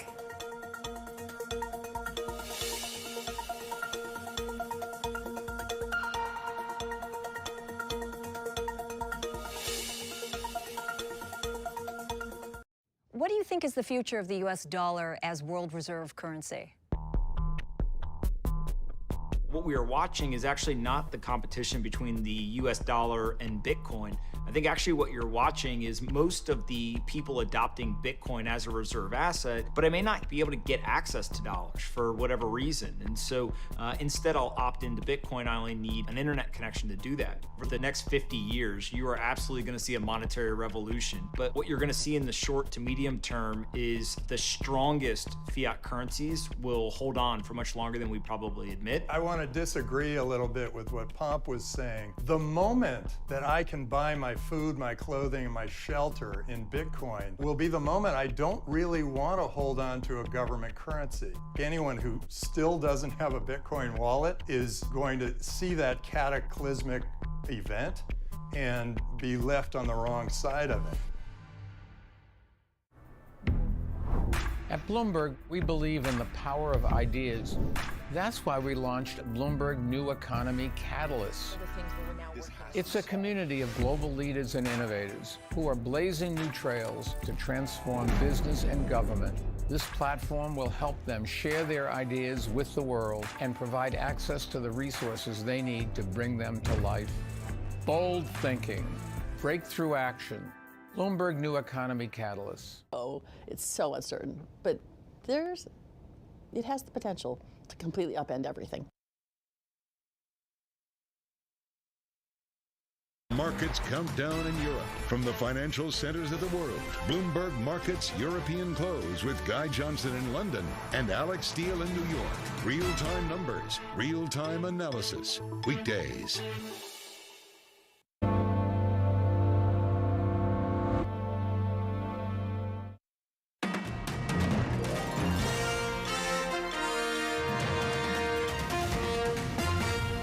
My current view is that it will be necessary to move the Fed funds rate up to somewhat above 4% by early next year and hold it there. I do not anticipate the Fed cutting the Fed funds rate target next year. Cleveland Fed President Loretta Mester on keeping rates high through next year. And man, it's this continued voice of message, 4%. They're not going to cut next year. It's a market that needs to readjust. And we saw some pretty big readjustments last month. I know you have the stats. I'm not going to steal your thunder. You're very kind. Yeah, it's the worst summer. I mean, we talked about the summer of love, but actually, it turned out to, well, not so much a summer of love as a cross-asset pillage. Have a look at this. And August pillaging. This was the worst cross-asset drop since 1981. And I promise you, we tell you, Greg and I looked for who was number one. We decided we'd go with who was number one at the end of August. Endless Love. Diana Ross and Lionel Richie, which fits with the board. High yield was the worst shirt. There you go. Oh, these are global equities. So you have global equities. I mean, the S&P was down 4%. And then you have US Treasuries. Again, they were down over 2% in the month. But the least worst was high yield, which is interesting in of itself. Is that last one commodities? I'm actually not sure what that one is. I feel like that one's commodities. I did see 3.9% drop in commodities. That doesn't look like enough. I don't know, Manus. But look, we disconnect there between data and the board. No problem. First off, the phrase summer of discontent was right there for you, Manus. Summer of love turns into the summer of discontent. But yes, Manus, it's so true. It was a painful month. Will that continue? Let's bring that to our guest for this morning, Sunaina Sinha Haldea, Global Head of Private Capital Advisory at Raymond James. Sunaina, thanks so much for rushing to set, for joining us. So you have Loretta Mester saying that they're not going to cut next year. They're going to be persistent. We're off the back of this pretty ugly month for risk assets. Is there more adjustment to come if I'm looking at a money market that's still pricing in cuts for next year? Yes, there's definitely more adjustment to come. Why? Because there's a second shoe to drop here, and that's in earnings. We all know that we've seen only this first whimper of that, with the second quarter earnings showing a little bit of softness, but nowhere near the effect of the global demand destruction, essentially, that's taking place around us. So that will take a few quarters to play out. The EPS moves here will take 3-4 more quarters to flow through. So this is not going to be over quickly, and there is more downside risks to all markets, but especially equities. You're a guest after my own heart. Lovely line, the next shoe to drop. So let's talk about the size of that shoe. Jeremy Grantham saying there's a bubble, a super bubble in stocks. It is yet to burst. And he goes on to say a dangerous mix, overvalued stocks. You're warning about the earnings. I just want to know how bad it's going to be. Can it be as bad as the 30s? Let's have a look at what Jeremy Grantham says. His bet is that we're going to have a fairly tough time economically. The question is, could it be like the 30s or pretty well contained like the noughties, the 2000s? Where are you bid? 1930s or Y2K? Well, let's look at a couple of the different recessions apart from the 30s. 30s were extreme. But if you look at peak to trough EPS destruction, in the 2000s, you have about 15 to 20% downtrend, peak to trough. If you look at the great financial crisis, you had about 25 to 30% EPS decline, peak to trough, if you exclude financials. And so GFC, extreme example, severe recession. 2000s, more of a mild recession. So it's your call, really, where we're going to land. My bet is on a more mild case recession, because you're already seeing supply-side inflation-linked issues ease quite significantly. So you've seen inflation going back 100 years be quite stochastic in nature, going up in a spike and coming down pretty quickly. So we will see disinflation coming through in the next 2 to 4 quarters, which will help all of this wash through. So my money is on a more mild case recession. I'm not in the 30s type of camp.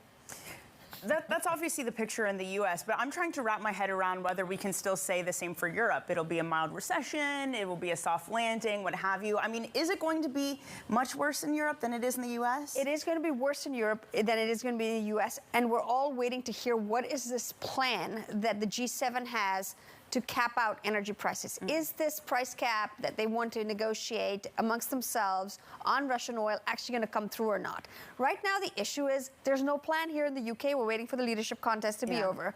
The Europeans are doing a lot of talking. But couldn't it make things worse to just spur more demand? It could, but I think the argument they're saying is, listen, if we cap the prices, then Russia sees less overall revenue and we all get more gas. I think it's quite frankly a face-saving way for them to start buying Russian oil again. regardless, that'll help ease pressures. We're nowhere near the peak of the crisis here in Europe until January, February at the earliest. So we've got a couple of quarters of pain here to come. Look, we're not going to know what the outcome is of the great European Union gathering. What struck me was the vertiginous drop in German one-year forwards from €1,000 per kilowatt hour to 500. Right. So the big argument is this, that we need to cap gas prices, cap electricity prices. No. You need to regulate an OTC market which is at the behest of fast money, hedgies and spivs. I agree with you. And I think the question is, can Europe have unity around this, right? Can Europe stick together as it thinks about what that move forward is? I agree that that would be the best way for them to go about it, but that doesn't come without its controversies. And Europe has historically taken a long time to make these decisions. So we're going to see a lot more choppiness and volatility, but they are finding themselves, it's still summer, and we're already in an energy crisis. So this has to go one way or the other in the next couple of weeks here. How painful is this period going to be for corporates? Already they're feeling the crunch from inflation. They're feeling the crunch from market margins. If I'm looking at that picture of electricity prices shooting up, what happens? What can you actually buy on the European continent right now? Think about buying things, whether it's Europe or US. Think about buying sectors where inflation tampering but lower growth are not going to affect those industries. So think about insurance businesses, healthcare services, cybersecurity businesses, data centers, infrastructure-linked companies. Those are the types of companies that will do all right in the next 2 to 4 quarters as all of this plays out, where growth doesn't impact them as much, and certainly disinflation is helpful for them. There are two currencies which are literally on their knees, sterling, and it certainly could go lower. We've had calls for a break of parity. I'd be interested if you think there will be. But in great vortexes of volatility in foreign exchange can deliver great moments of buying opportunities and M&A and gorging on fixed assets. Is that the next evolution and consequence of a dissipated euro and sterling? So for sure, for the balance sheets that are strong, it is a buying opportunity. But the question is, how much EPS decline are we going to see in those acquirers, right? If they're going to go through their own stressors on their own P&Ls, they're not going to be in the mood to be buying and spending too much cash. Those that have healthy balance sheets, for sure, there'll be continued M&A activity. You know where the M&A activity is going to continue to come from? Is from private equity, which has $1.6 trillion in cash in funded commitments that needs to be drawn and put to work in the next 4 to 5 years. But even if there's a lot of dry powder, if you were to sell at this moment, you'd be taking a big old hit on valuation. So is anyone even selling? Because that's a scary prospect right now for private equity. It is. And so the question is, if you're a seller in this market, you're saying, do I sell now? Or do I wait? And the question is, how long do I wait? And can I afford to wait?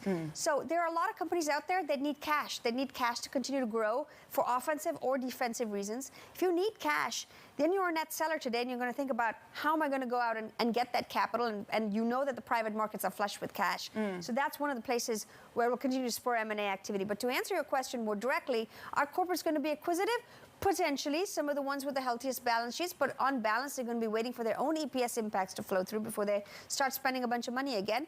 But yes, the currency vortexes do create buying opportunities, no question about that, but also scary opportunities in the emerging markets, as we're seeing play out already. Opportunity in the chaos, I guess, for lack of better words. Opportunity in the chaos. That's it. So great to have you on this morning. Sunaina Sinha-Haldeya, Global Head of Private Capital Advisory at Raymond James. Now, this morning, we're also going to be speaking to the president of one of the world's largest private capital managers with $725 billion under management. It's Brookfield's Anuj Ranjan. Don't miss that interview around 9:30 a.m. London time. Manis. Coming up, NVIDIA declines. The fears on new U.S. export rules could slow the sale of the high-tech chips to China. More on the story on Bloomberg.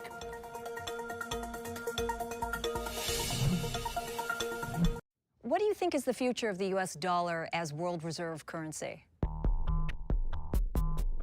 What we are watching is actually not the competition between the US dollar and Bitcoin. I think actually what you're watching is most of the people adopting Bitcoin as a reserve asset, but I may not be able to get access to dollars for whatever reason. And so instead I'll opt into Bitcoin. I only need an internet connection to do that. For the next 50 years, you are absolutely going to see a monetary revolution. But what you're going to see in the short to medium term is the strongest fiat currencies will hold on for much longer than we probably admit. I want want to disagree a little bit with what Pomp was saying. The moment that I can buy my food, my clothing, and my shelter in Bitcoin will be the moment I don't really want to hold on to a government currency. Anyone who still doesn't have a Bitcoin wallet is going to see that cataclysmic event and be left on the wrong side of it.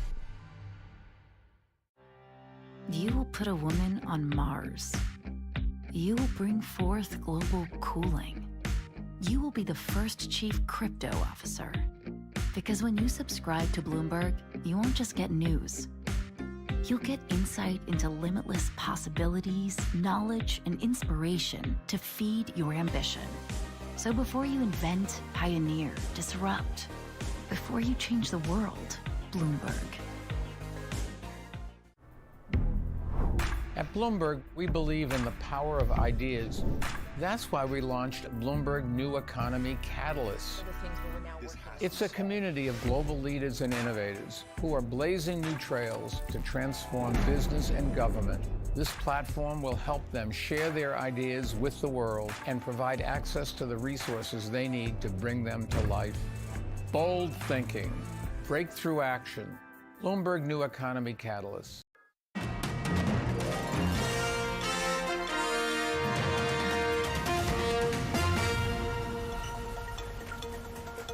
It's Daybreak Europe with Manus Krenny. That's me in Dubai. Danny Berger. That's her. Danny, I'm always surprised when I get it right and when I read what's in front of me. Look, there's no doubt about it. Foreign exchange is just, it's quite sexy at the moment, isn't it? I mean, you're seeing moves. We're almost at 140 on dollar yen. We're looking at the euro, trying to find a floor, and cable is still getting battered, isn't it? Yeah, cable's getting battered. What's the statistic? UK two-year yields, this is from our charts editor, Valerie Tytail, jumping 131 basis points this month, the most since 1992. But this is when we get to the argument, or perhaps the facetious comment, that cable's trading like an EM currency. It continues to get punished, Manus. Absolutely, and I think it will continue to get punished because it is about the king dollar. The Bloomberg dollar index, is the DXY is at a record high. Let me just have a quick look at what's going on in the bunds and the gilts, because this is where you really begin to understand about the narrative changing at the ECB, and the alpha is for 75 basis points of a hike. Of course, you have the crosses here, dollar yen short of 140, but we may make it to there, and the euro just above par. We're going to talk to the chief economist for Berenberg, Holger Schmieding. What do you think is the future of the U.S. dollar as world reserve currency? What we are watching is actually not the competition between the US dollar and Bitcoin. I think actually what you're watching is most of the people adopting